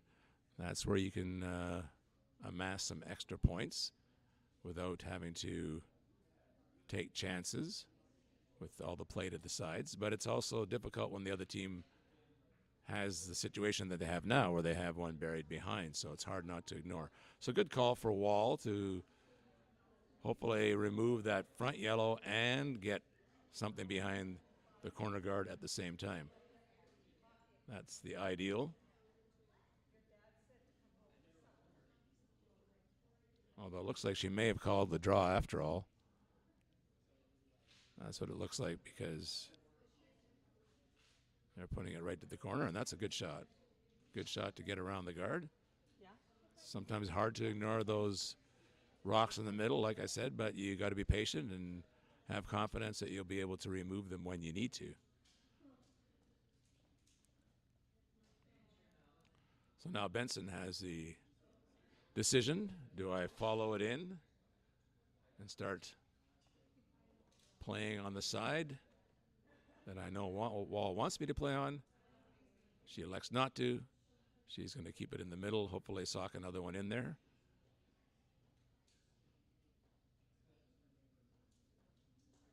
That seems to be the process that she's deliberating right now. Yes, she's going to put one in the middle.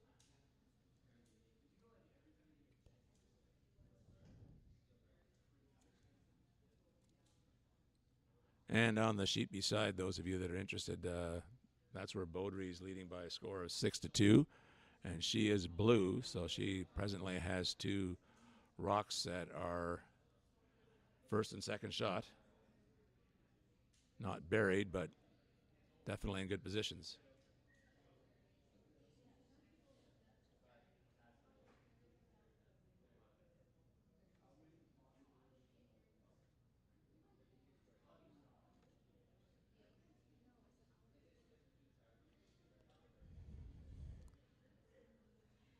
All right, so that went a little further back than they probably hoped. But it's hard when you're the opposition to look at all those rocks that are in play and not think you have to move some of them. So she is going to move the front one, hoping she can possibly get a double or put it in a position where it might be hard to remove because of some backing. Some good weight thrown there. No hit and rolled out. So Ginters just didn't hit quite enough of it, and she rolls out of play. That would be the important part. Would probably be to, yes, remove the rock, but also to stay in place somewhere, hang around on the corner. That's what you're hoping for. A couple of rocks on the edges, and then hopefully you can get rid of the ones that in the middle are in the middle at the end.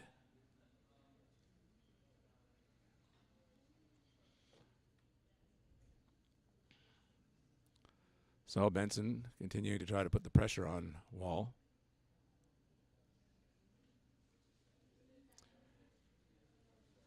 If they were to leave those two yellows open, there's definitely a double to be had there by hitting the one at the edge of the button just straight back. Looks like they're trying to protect that a little bit, but they're coming in fairly deep. They will be up against their own and even knocking it back a little bit. That's kind of a nice situation for Wall because they kind of have a wall at the back. And if you can build that up and have it so that your rocks can't be removed other than by having them rack against other yellows.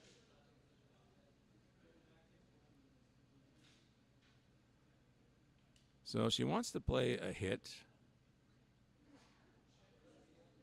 And she's calling for normal weight. So she wants to remove a couple. It's hard to tell from here what position her blue rock is in, whether it's second, third, or even fourth shot.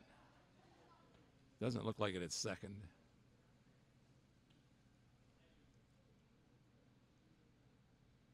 This looks pretty good as far as eliminating, and they got the roll behind. That's a bit of a bonus.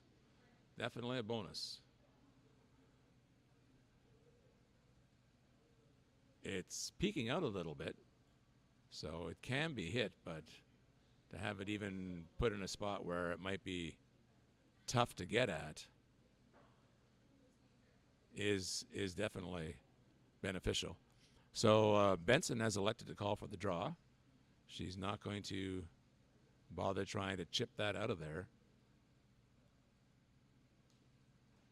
If you make the shot, of course, it's fantastic. But if you miss, Wall could have an open hit for 3.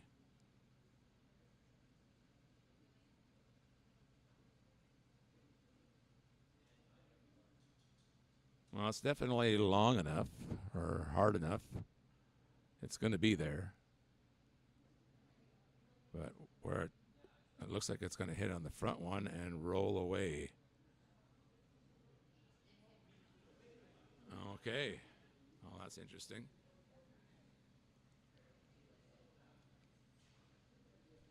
So,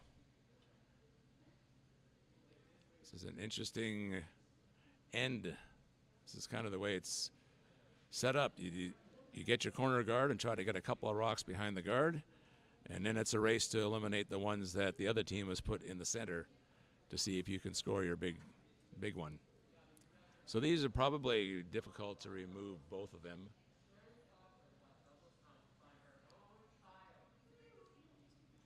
You'd have to have a lot of weight.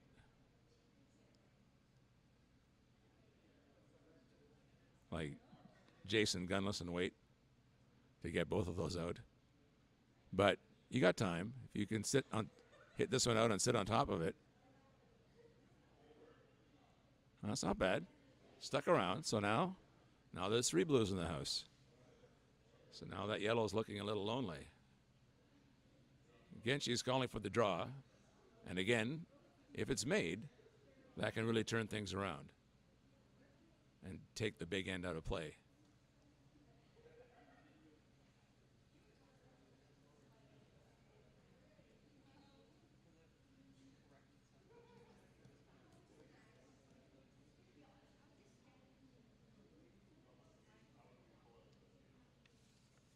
So this is the third for Benson. Grace Van Buchenhout. And she's got extra weight, but that's not bad. Except now there's a double. It might be hard to remove both stones, but it's there with the right weight. And it looks like this blue hung on to the side. And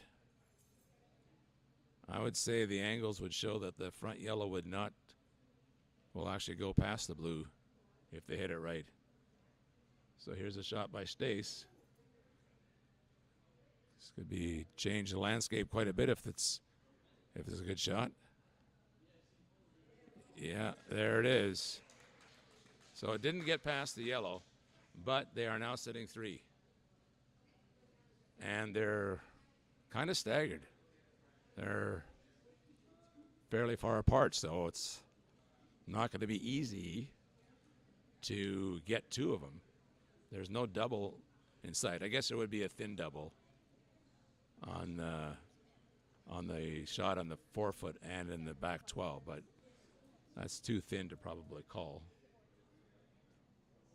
We have a final, by the way, shaking hands on sheet number 2, and that was R. Buchalter of West St. Paul defeating Hayward of Carmen. I didn't see the final score. I know they were up 5-2, and there were a lot of yellow rocks in play in that 6th end, but that is a final. So Buchalter wins her first game of the tournament, and Hayward falls to 0-2. On our sheet, they almost made the skinny double, and then they wrecked against the back one. It doesn't look like it's in. Nobody's moving over there. From our angle here, it looks like it might have a piece of the 12-foot, but since nobody took a look, I'm guessing it really isn't.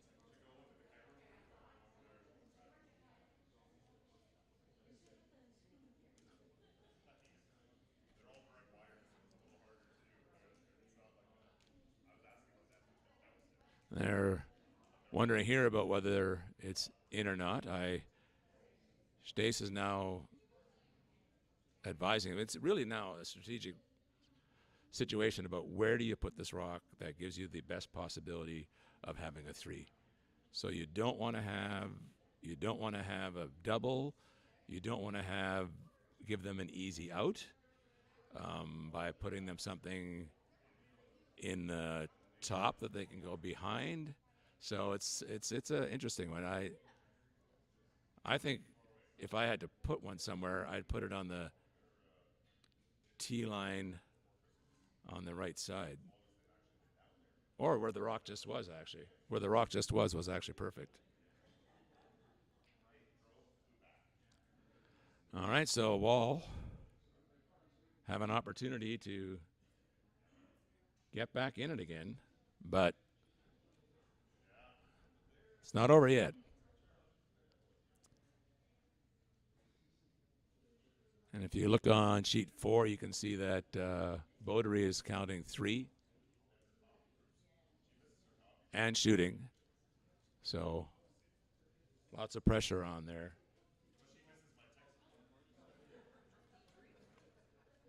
For Kay Buchalter from the heather. Now here's a shot by Wall. The sweepers are saying, waving off. Now they're getting ready to sweep.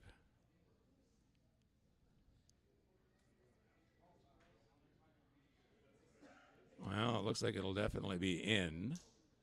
They're leaving it at the top of the 12. Well, that's a good shot. That's a tough double. And it's really tough you have it at the top of the house, which gives you the opportunity to draw behind with the nice swing that's on this ice, but that would be a gutsy call to put a 4 in play. So now it's just a matter of deciding which way is the best way to reduce the amount that Wall has the opportunity to score.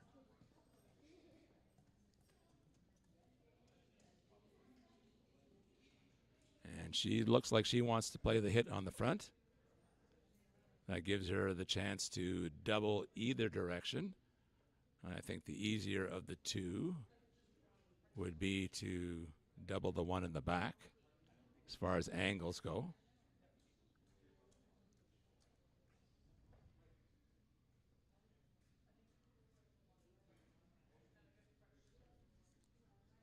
Well, she's in the hack now, so we'll see how this plays out. Big shot for Benson. Working hard to get the lead and keep it in place. But a miss here would be a big opportunity for Wall to get right back in the game. Here comes the throw. Trying to hit the one at the top. They're sweeping. Sweeping against the curl. Looks like she's going to hit it close to dead on. And that's what she does. But not bad. She's second shot with that. So now Wall has an opportunity for multiple points.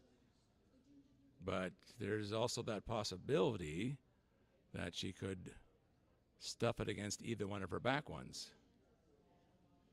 But you've got to go for the hit. There's no doubt about that. The draw for two isn't what you're after right now.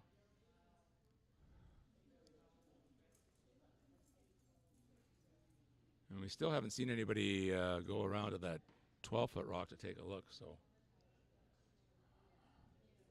that one that's in the back corner.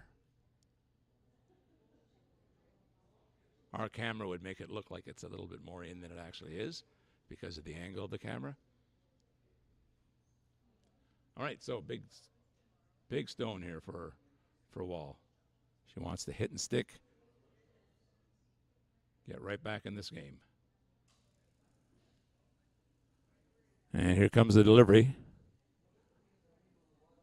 They're not laying anything on it yet. They're laying it to curl. They're sweeping it to curl. They're sweeping it to curl. And there it is, straight back. And the local crowd likes that one. They are right back in this game. And there was no measurement or look here at this one in the corner, so I'm going to assume that was out. And that shot was for three. But a big three. Well played, Ed. And that's how a corner guard is supposed to work.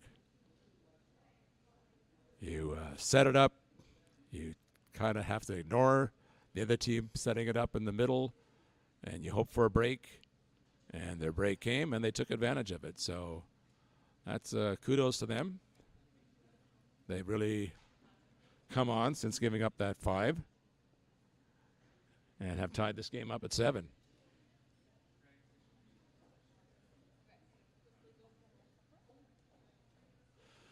So 2 ends to go, all tied up.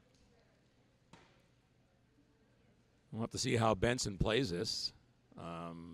Some teams like to blank so they can have the hammer home, coming home, tied up with a hammer. It's always a good situation. But it's not as easy to blank as you might think by watching the people on TV do it. They have the ability to throw that up weight that just gets rid of all those guards fairly quickly. That's not so easily done here or anywhere else other than watching the people on TV. So Wall aggressively going right to the middle guard, center guard. That makes sense. Very tight guard.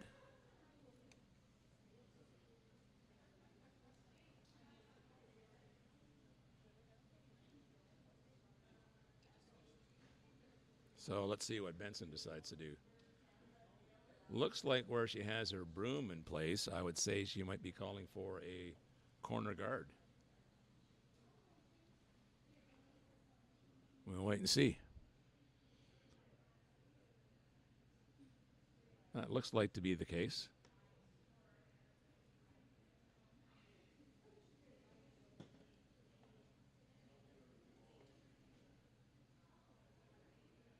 Yeah, it looks pretty good. Although the way they're sweeping, I think they actually want it in the house. So, and it is in the house, just biting.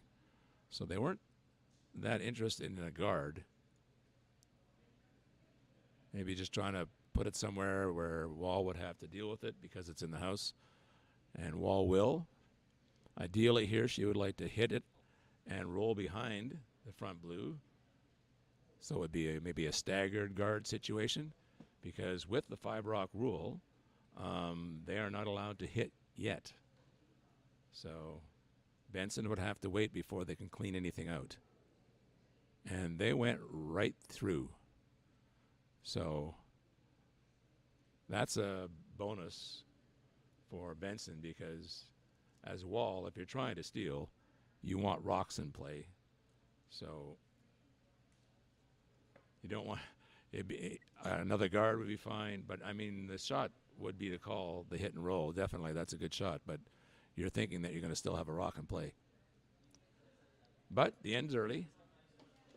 So now here's Benson again, trying to put one to the far side of the house.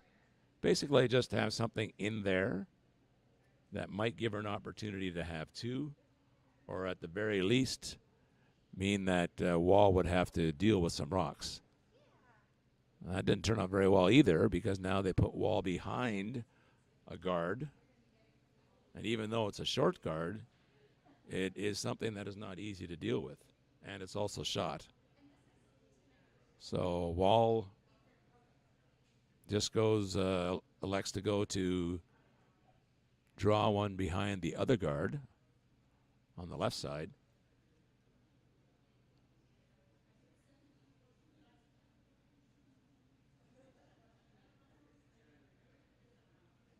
They're sweeping fairly hard on this shot by Ginters.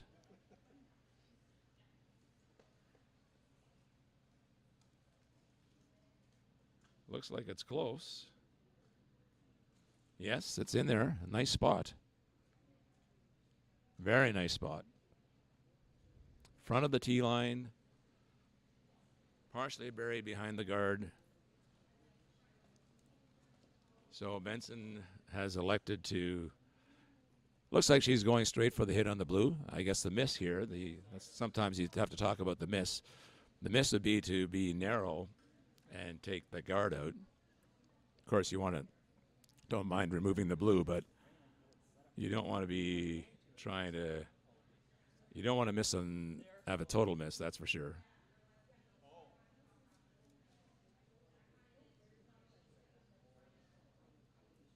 And they just barely nudged it out of there. So it was almost a complete miss, but did the job. And they will probably try to replace that same shot. So Ginters has shown some very good draw weight this game. And she needs another one here. Here comes the delivery.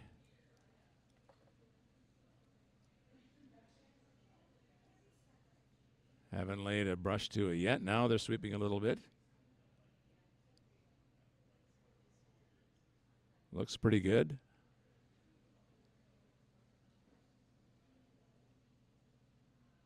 Looks like it will be good. Maybe a little bit deeper. But not much. Pretty well exactly the same spot that you just threw. Like maybe just about 2 feet further or a foot further. So good draw weight, good consistent draw weight by Ginters.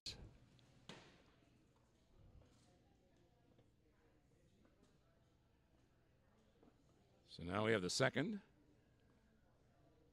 Chloe Halishak.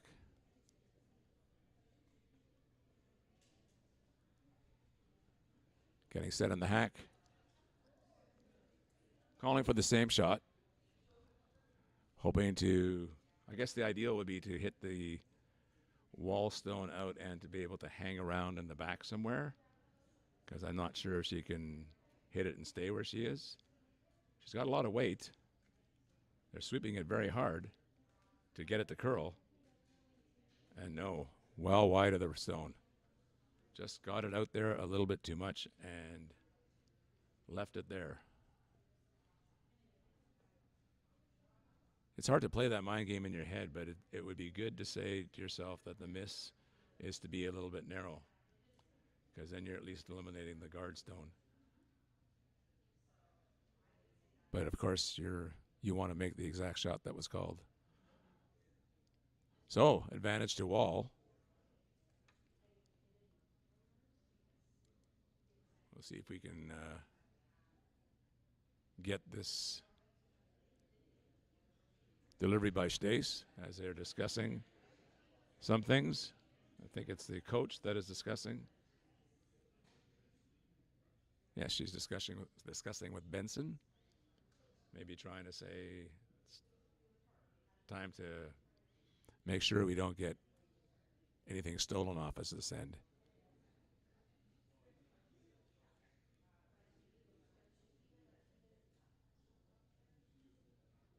So Wall calling for a guard, basically just adjacent to the current yellow guard that would cover their stone in the 4-foot.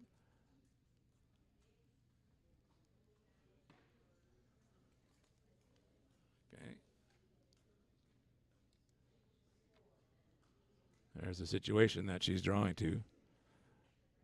Sweepers haven't laid a broom on it. They're kind of walking beside it.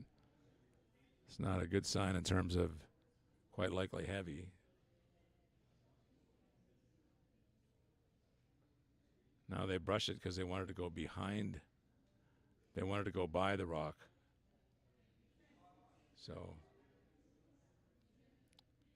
that did not work out well. Both shots basically put us exactly back to where we were before, with Benson trying to eliminate that blue rock.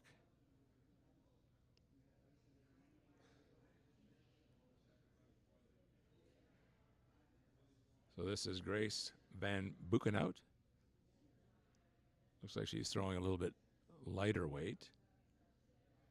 Hope to catch the curl, but again, they're sweeping it to curl right out of her hand. So it seems like they are maybe a straight spot that's fooling them. It looks like they might have a piece this time, though. No, they do not. They do not. Just wide of the rock. So that gives Wall another opportunity to put up a guard. And stays right on it right away. Lets it go. Again, they're not sweeping it.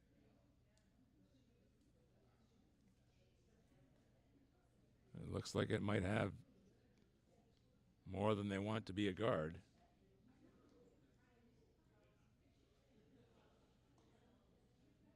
Oh, now it's dying in there.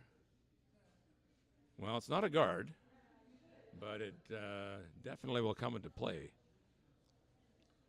as it settles in at the top of the 4-foot. But that might give the Benson team a chance to actually double it out, because I would guess that this rock is now fairly well open.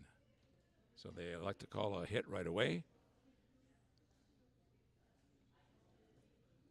This time they're sweeping against the curl, so it sounds like they're going to get something. Looks like they're going to get something. Oh, interestingly enough, they hit the front, but it do not make contact with the back stone.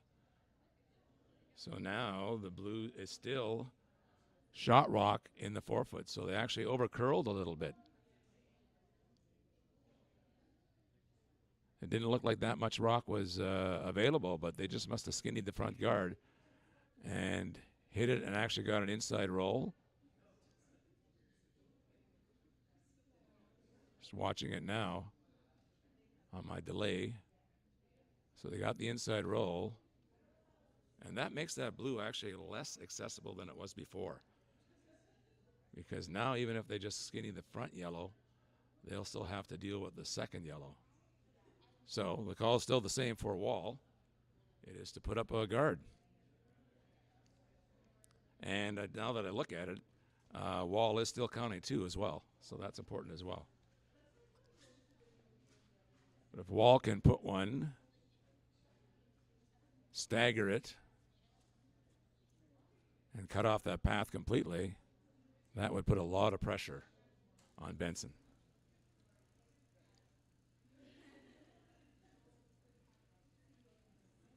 They're sweeping it. Looks like it's got the right weight.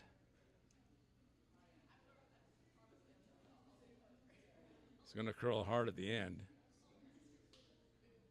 And I think that from my angle, it looks like it has cut it off fairly well. You probably can't even see it on the screen. You might, but I would say it's partly almost close to the center line.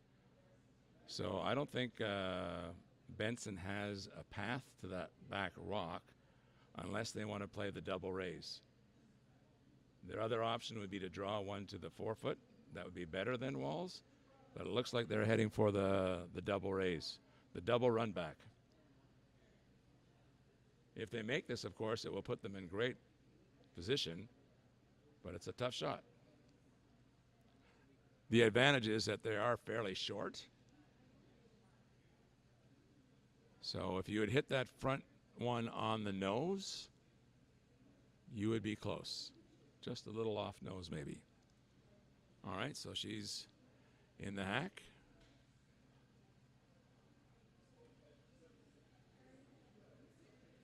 You can just see the blue guard that Wall through at the outside. It takes away the outside draw, but does leave this one. And here comes the throw, throwing some good weight at it. They've got the curling sweeper going. The one to stop it from curling, I mean. And they are on the inside. So they will not make contact. And now Wall is counting 2. The stone is actually still guarded. Both stones are still guarded. And if she can cut off the run back on the left-hand side, then Benson will have a very difficult time trying to score, because she will either have to promote one of hers or try to find a pathway through the front. It looks like there could be a path on the, well, I guess in either the in-turn or the out-turn, depending on where this guard ends up, assuming they're going to play a guard. Yes, that's what they're doing.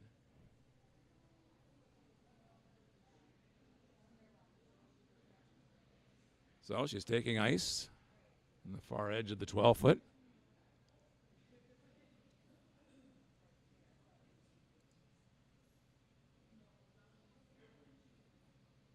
All right.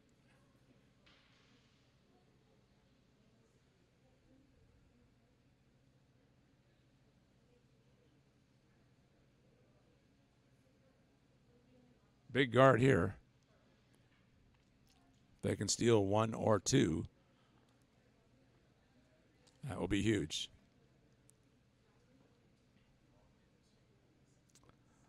Okay, Wall has released the rock.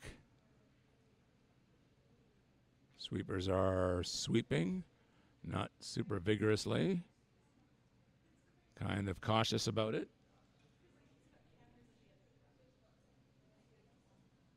It's going past the guard, actually. It looks like it's going into the house.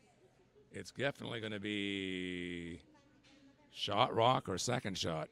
Shot rock. So they are counting 3.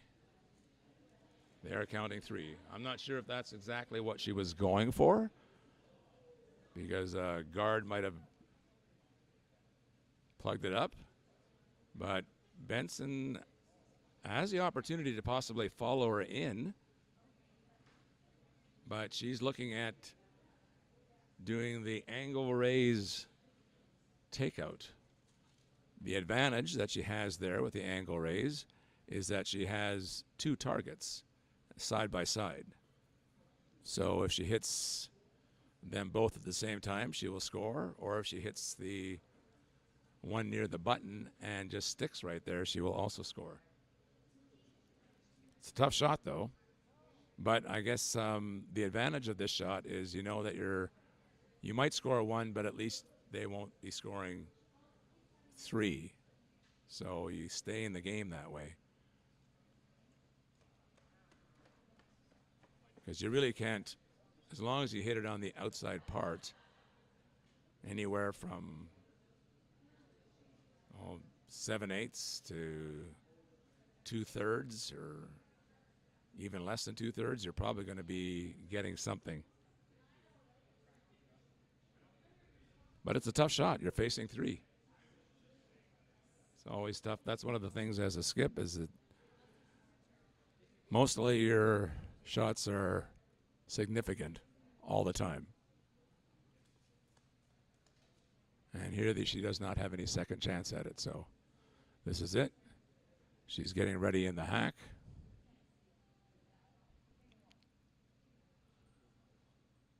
Lining it up like she always does.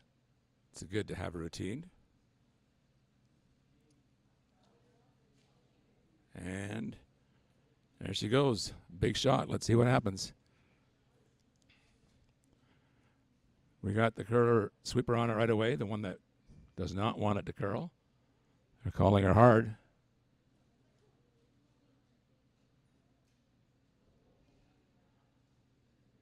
Well, it's a good shot. It's a good shot. But she will give up 1. But a fine shot facing 3 in that situation. So she'll be 1 down coming home, but she has the hammer. So definitely a good shot in those conditions. If she misses that shot, it's pretty well game over. And not an easy shot. Like I said, she had to hit it on the outside somewhere, but good line call as well to be on that right away to make sure it didn't overcurl.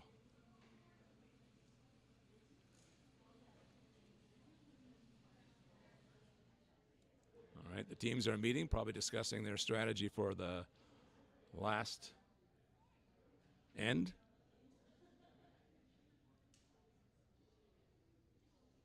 I'm going to take a little small break here and go see if I can figure out what's happening on sheet 1. I'll be right back.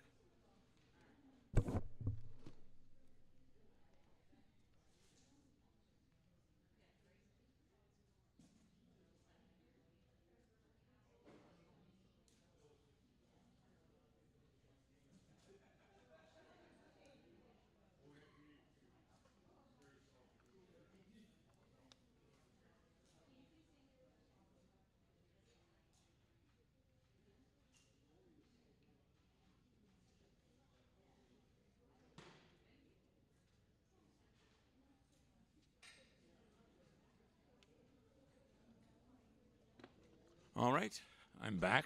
I have information on sheet 1. It's Team Allen and Team Van Rissel. Team Allen out of the Granite leads Team Van Rissel 5-4 with 1 end to go. And I believe it was Team Van Rissel that has the hammer.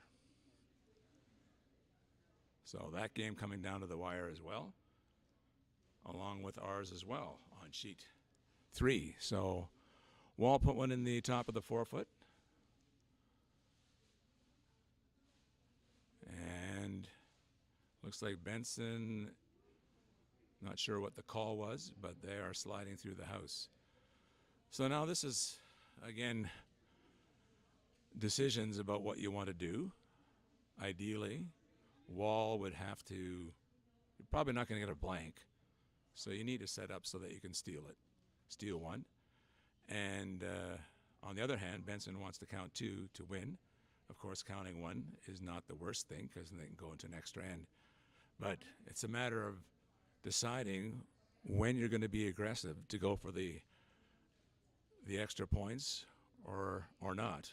You kind of have to play it by ear in terms of how things get set up. So Wall has a good rock at the top of the 4-foot, and she is calling for a guard. It looks like the guard will overcurl by quite a bit. It will not protect this rock at all, but it is a rock that can be used later by either team.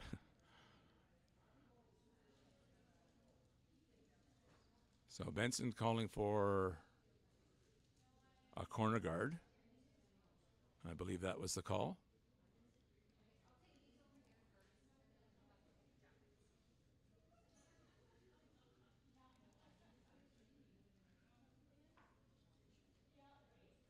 There's the rock being delivered, coming down the ice. Looks pretty good. Although it looks like they have to wait for a while to get off that front guard. I'm not sure if it will. No, it's definitely going to hit the front guard. And now it pushes the blue over in a better position to be a guard, because now it's right on the center line and it's tight. So that's a pretty good situation for Wall to be setting up for a steal. Might not happen that way, but that's usually what you want. So this will be Ginter's trying to complicate the situation, maybe put another rock in there. Looks like this is a lot of weight, unless it catches something on the outside. Looks like it's got a lot. Looks like they're maybe going to try to sweep it, chip it over. Okay, not too bad. Slowed down quite a bit when it's caught the curl. And now they have two rocks in there. But both of them are accessible.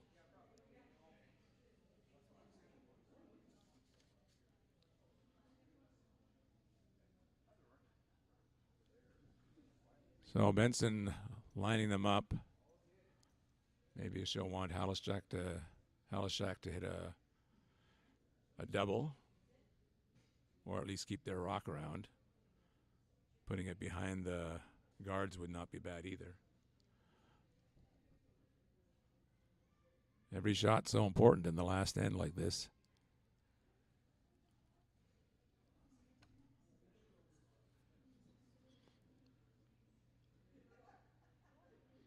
And here comes the delivery. Going for the hit on the front one, the 8-foot. They're sweeping it to curl. Looks like she's going to hit it on the outside. Yes, on the outside, but enough to remove it. So not what she was hoping for, but at least it removes the rock. And Wall will now be looking at making the situation tougher in the center.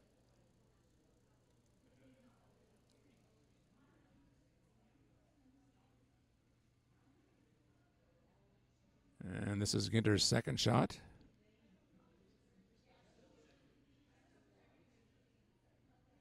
Looking to put one on the top of the 4. The one on the back of the tee could be bettered and locked on, but if you put one on the top of the 4, that won't make it accessible. Looks like they are just light and tight. So that did not turn out the way she wanted. Even if she'd been on the outside and made a guard out of it, that would have been okay. And that gives Benson a chance to now turn things around to get them on the offensive. So she'll be hoping for a Chloe Halushak to put one right on the button, or maybe touch the blue and roll inside a bit. With that ice, she's probably calling for maybe a heavy draw.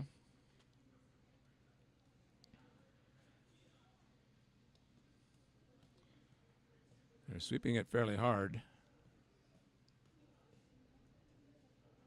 And it looks like it is on the front. But it does hang around, and that could be significant because now could be Benson's second point. And Wall has to just ignore that, and hopefully she can lock this one in. Luckily, that one that went around the side, at least luckily for Wall, it is visible. So if they do have to take it out and change their plan, that can be done. Okay, now this is Stace. They're looking to maybe make a guard, but it looks like it's going to be deep. It's deep.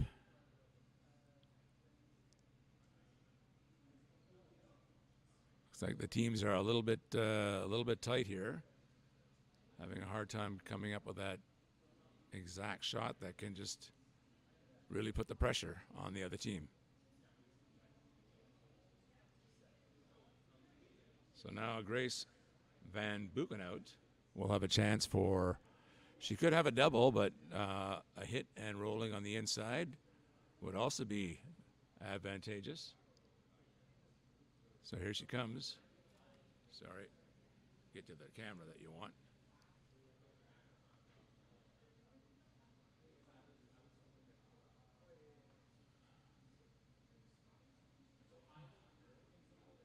Oh, there it is, the double. So that turns it all around. So now you'll see that that rock on the 12-foot is huge because that's the possible second point. And earlier on, that's often the case. It's the guard, the good guard is sometimes so hard to get. So now Stace is coming after this one here in the 4-foot. They're sweeping it to curl. And they get just a little inside nudge, but boy, another 2 inches, and they could have maybe rolled that one behind. So now Benson has a chance. And Van Buchenhout just finished making a double. If she could hit one and roll behind, wow, what a difference that would have made in this, will make on this end.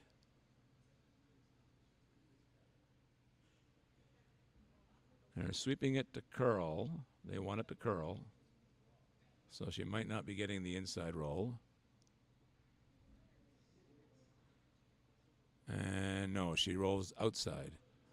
So now Wall has a decision to make.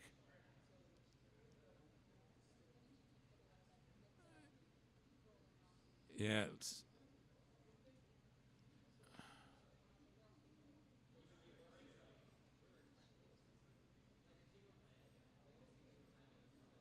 so we have a little issue here because somebody touched the rock. And yeah, I have a delay on this sometimes. It would be nice to see the delay in terms of what happened. It looked to me like it wasn't a major impact on the shot.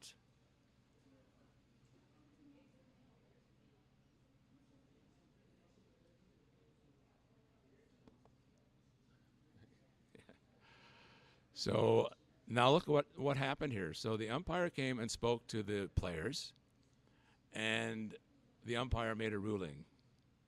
So I'm guessing what happened. I didn't see it on the original, but they've taken out the yellow rock. They've taken out the rock that hit the blue. So if that is the case, it must have been ruled that somebody from Team Benson touched the yellow rock. So I don't know whether it was before or after the hit, but they have taken that one out. So now Wall again has a big decision to make, and it looks like she's going to play. It looks like she's going to play the draw, judging by the way they are holding the broom. So she wants to go for that steal, and is ignoring this rock here, knowing that it's possibly the winning point. So very confident play by Wall, confident in her ability to put the rock where she wants it to be.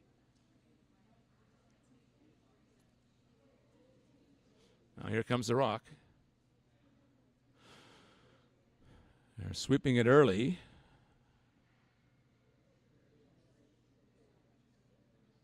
Sweeping it hard. You hear them yelling for it. I don't know. Looking to me like it does not have the distance and does not have the line either. So that's unfortunate. So now Benson has the opportunity to go behind there as well. Lots of drama here in this last end.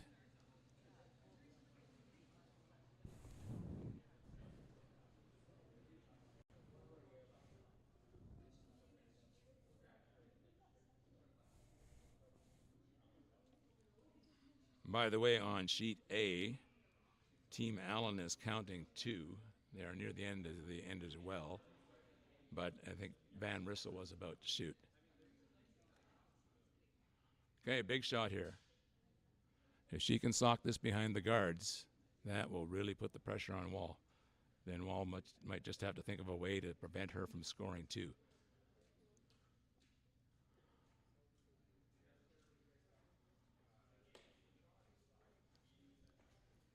Well, it doesn't look like she's going to be tight to the guard. But is she going to hang around? No, she's not even. Why are they not sweeping it? Holy cow. Oh, they knew exactly what was going on, obviously. Yeah, they've got a good eye. Not the eye that I have. I would have been sweeping that so hard. Okay. A little tense moment there, but it went through the house. All right, so now they have the same opportunity. Again, the same decision, really. They could hit this yellow and prevent a victory. It's interesting, but she feels very confident with the draw.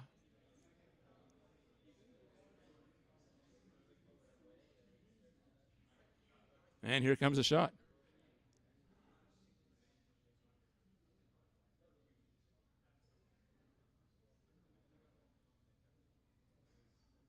They're sweeping hard. It's got a wider path this time for sure.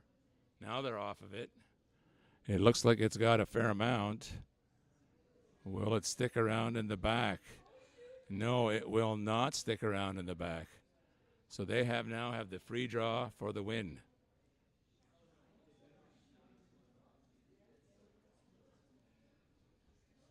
Interesting. She just threw it, so she just knows. She should know close to what the weight is. There's no issue about being on a guard. Sometimes they talk about on TV about when you are trying to draw near the center, that's a slide path. And sometimes the slide path is a little bit keener by the end of the game than the rest of the parts of the ice. So that could have been in play both there. We saw 2 draws go straight through. But here she is now. She has a second chance. So I would say leave this to the sweepers. Sometimes hard, though, because the adrenaline goes and your leg just pushes out more than you want it to. They haven't laid anything on it. It looks like it's catching a little bit more curl. It's going to be close. It's going to be close. It's going to be out. Oh, my goodness. 3 draws in a row, and they all basically went to the same spot. Like I said, I mean, I'm a skip. I know that when you get a chance to shoot a draw for the game, it is so hard to stop yourself and the adrenaline from taking over and just pushing out too hard.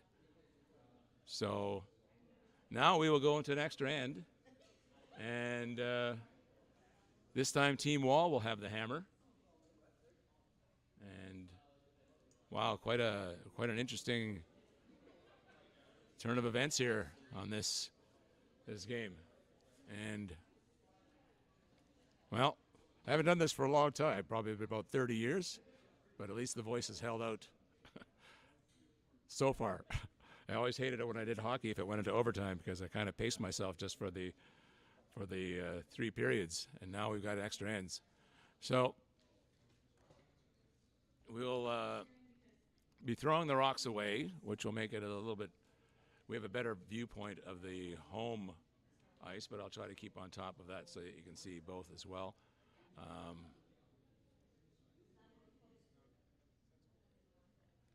The other team is still on there. Looks like they're shaking hands there. So the game on sheet A is over. And I'm not sure exactly what the result was, but we'll get that to you later at some point.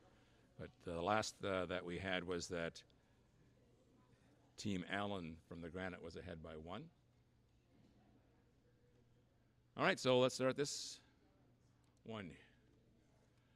So the reverse is now true. It'll be Team Benson trying to control the center, putting up some kind of garbage in the front, and it'll be Team Wall that will try to want to keep things clean.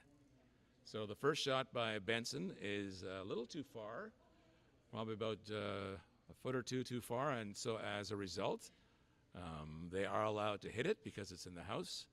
If it was a guard, they wouldn't be allowed to hit it, and so we're calling for the hit right away. So we're 8-8 heading into the ninth. And it's a hit and roll away. I don't think Wall is too upset if it doesn't stick around. So that's what you want to do, is keep it nice and clean and have that free draw to the house for the win, which is harder than it looks.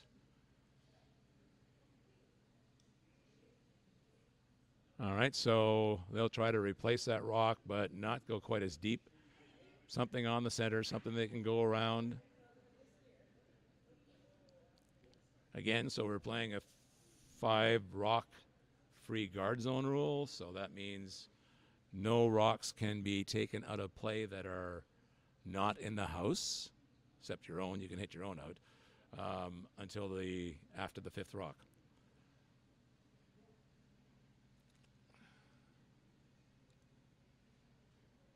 So there's the delivery by Hildebrandt. This time they are electing to draw. That's the other way you can play it. You can try to get your rock in the place that you want it early and protect. Just kind of what you feel comfortable.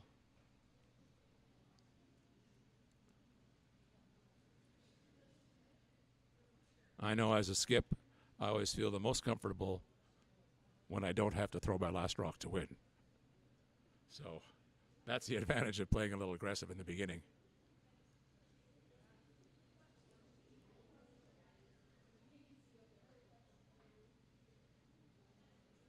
So you can't see it on the screen, but yellow also has a guard that is on the other side of the center line, about 8 or 9 feet shorter than the blue.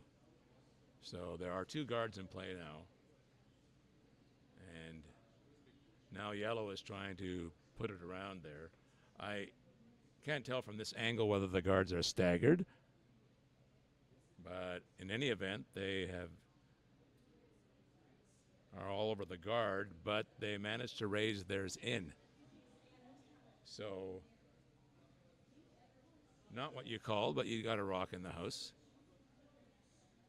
And Wall is looking for a hit here. They would like to hit and possibly roll towards the button. That would be perfect if they could roll to the 4-foot or towards the button. And this is Ginter's now. They're sweeping it to curl, so that means they probably won't get the inside roll. Just a dead hit, dead on. Nose hit. All right, so this is now Halishak, Chloe Halishak. Now she's taking a lot of ice, so it looks like she's just going to ignore the rock that was just thrown and just try to draw in, which makes sense. If you get one in the 4-foot, that rock will not come into play.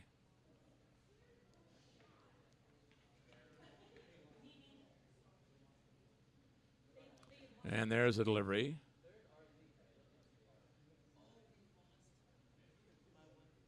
They're kind of on and off sweeping, which is usually a good sign. Now they're sweeping a little harder. Looks like this one could be good in terms of weight. Oh, it's just tight down the guard too. But more weight, so they were sweeping it more for line. And it rolls to the back. I don't think it will be shot. No, I think it's second shot. We'll see once the camera shows me. Yes, definitely second shot. So Wall now going around from the other side and hoping to get one on the 4-foot. Ideally, it would be on the 4-foot, behind the guard, above the tee line. This is Ginters that are throwing. Now they're sweeping it now. Now they're off of it again. Looks like it's got pretty good line. Might be a little bit deep. No, quite good, quite good, very good. So just on the back side of the tee line, but that's an excellent shot.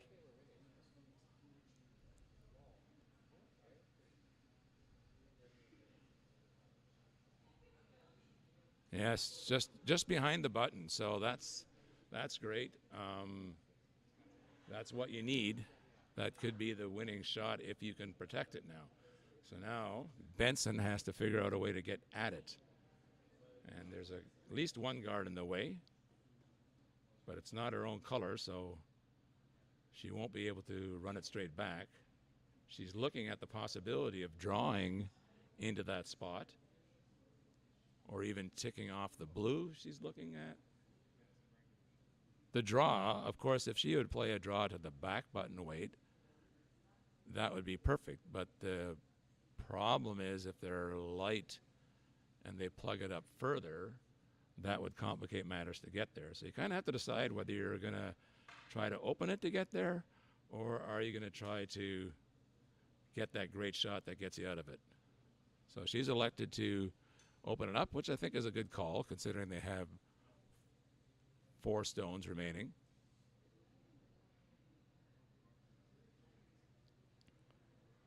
So here's a shot by Buchanout.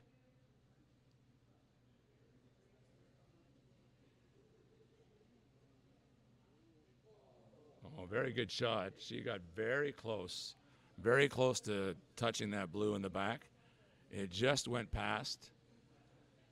And fortunately for her, her shooter rolled away from it, but yeah, it kind of comes into a tough spot too.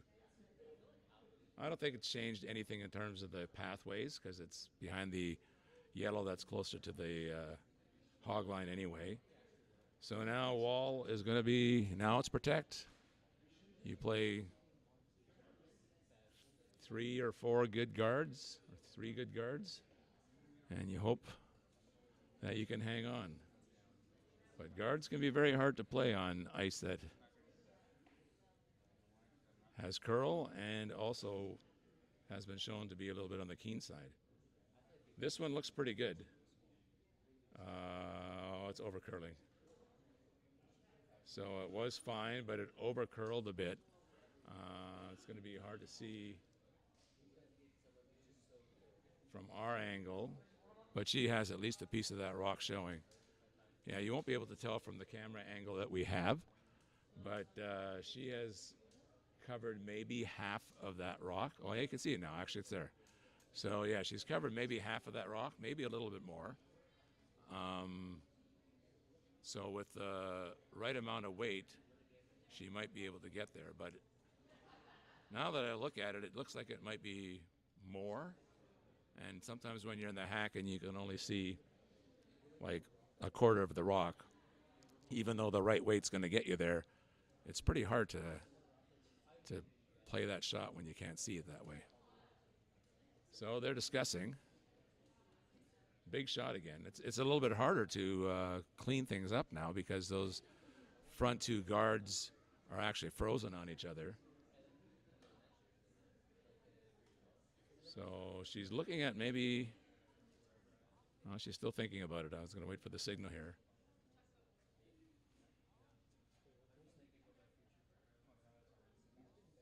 Now she's thinking something, but her team is hustling out there and giving their 2 cents worth. Yeah, it's a big shot, of course. Take some time to think about it. What are your possibilities? So you can get to that button from the right-hand side, from the outturn, but very tough. You basically have to, especially now with that yellow being bumped a little, you could get there, but could you move the rock, the blue? You'd have to be pretty well perfect to make that one. count. The other option would be lightweight and tapping the blue out a little bit, but you're probably not going to tap it out to make it be a second shot. Your shooter would probably roll away. So they have elected to go for the draw on the outturn side, and a very, very tough, precise shot. But if made, this could be the end changer. Okay, so Van Buchenhout has released the rock. They're sweeping it. Looks like just sweeping it to curl. Now they're sweeping it on the other side to not curl, so it could be close. Oh no, they missed. They racked on the front. So they changed their strategy once they saw that it wasn't going to go where they wanted to go. So as a result, they bounced off the front guard and have rolled into the 12-foot, which probably won't come into play because there's so many rocks in play anyway. Let's see, what does that do now?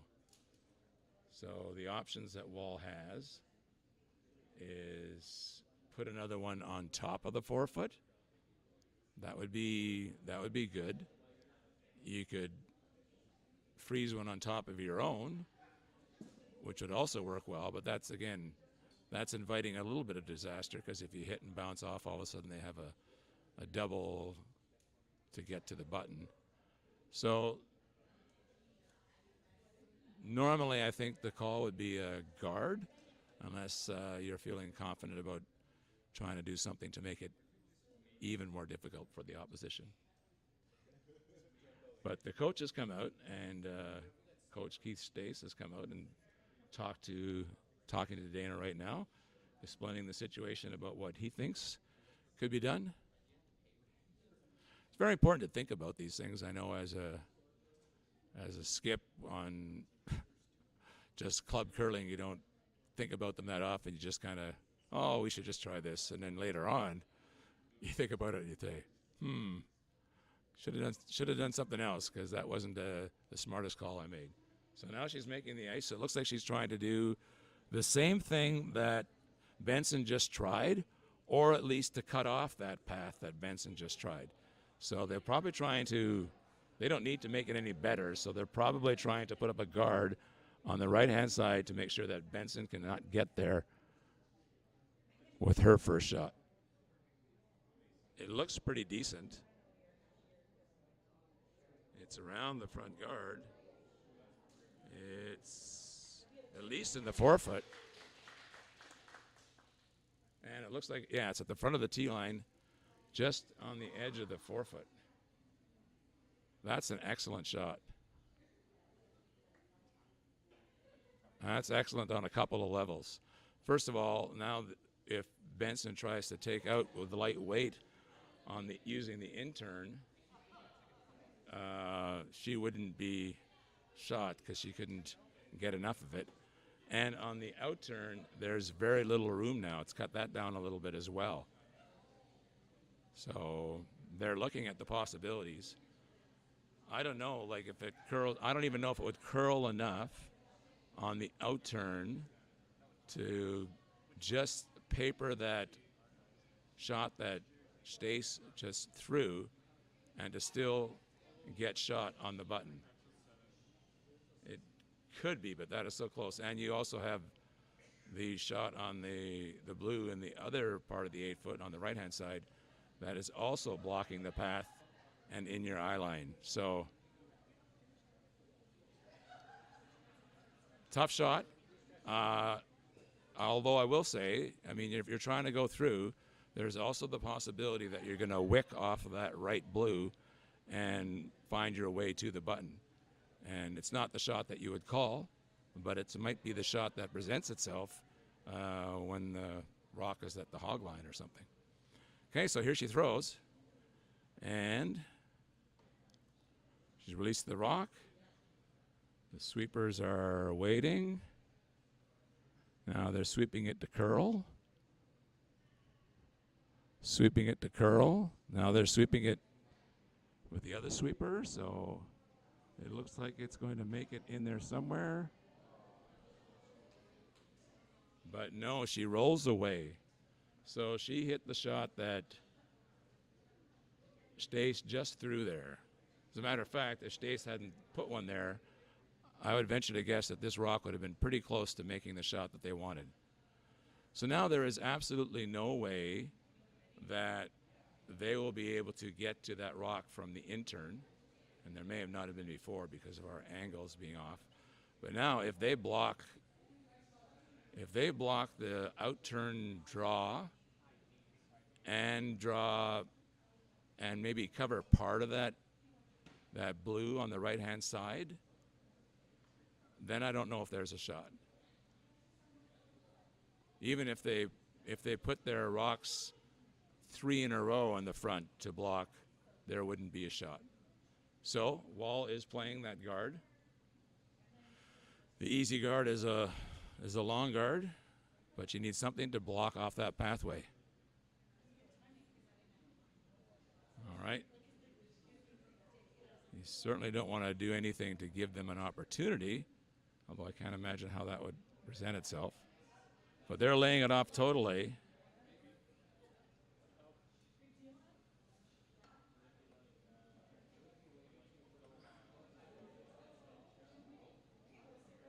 It's right through, so it doesn't do anything.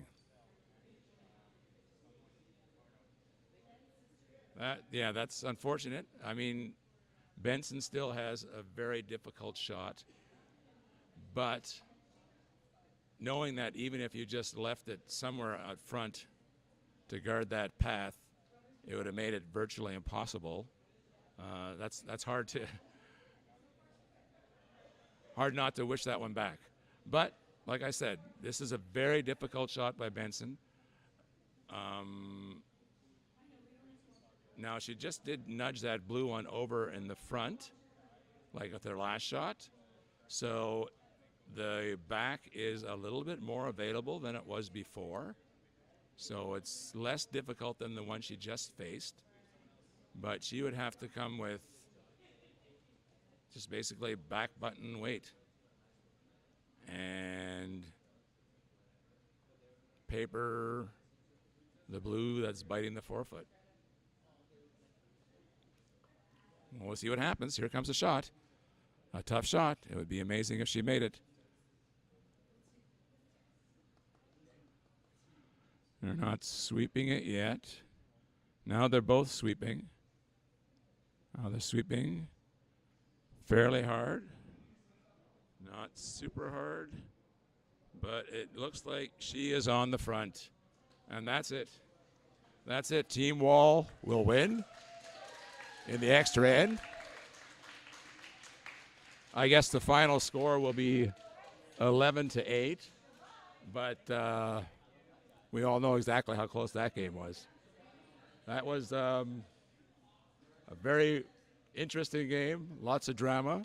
And actually, if you think about it, the shot that made that last end was Ginter's draw to the edge of the button. That's the one that counted, and that's the one they couldn't remove. So a very good game by both teams, very well curled.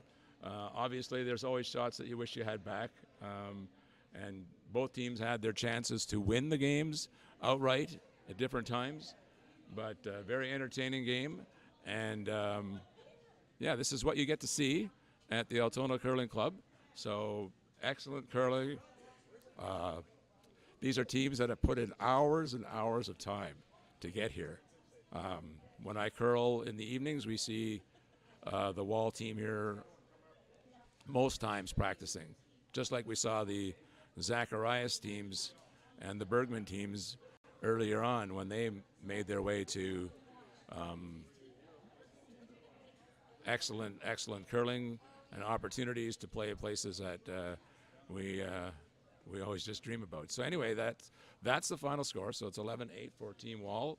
Just like I said, a really exciting game. Take your opportunity to come down here tonight. There will be one more draw coming up here as well. And all weekend, usually what will happen is that Friday will be the last of the round robins, and Friday will also be the start of the playoffs. And it all gets decided on Saturday.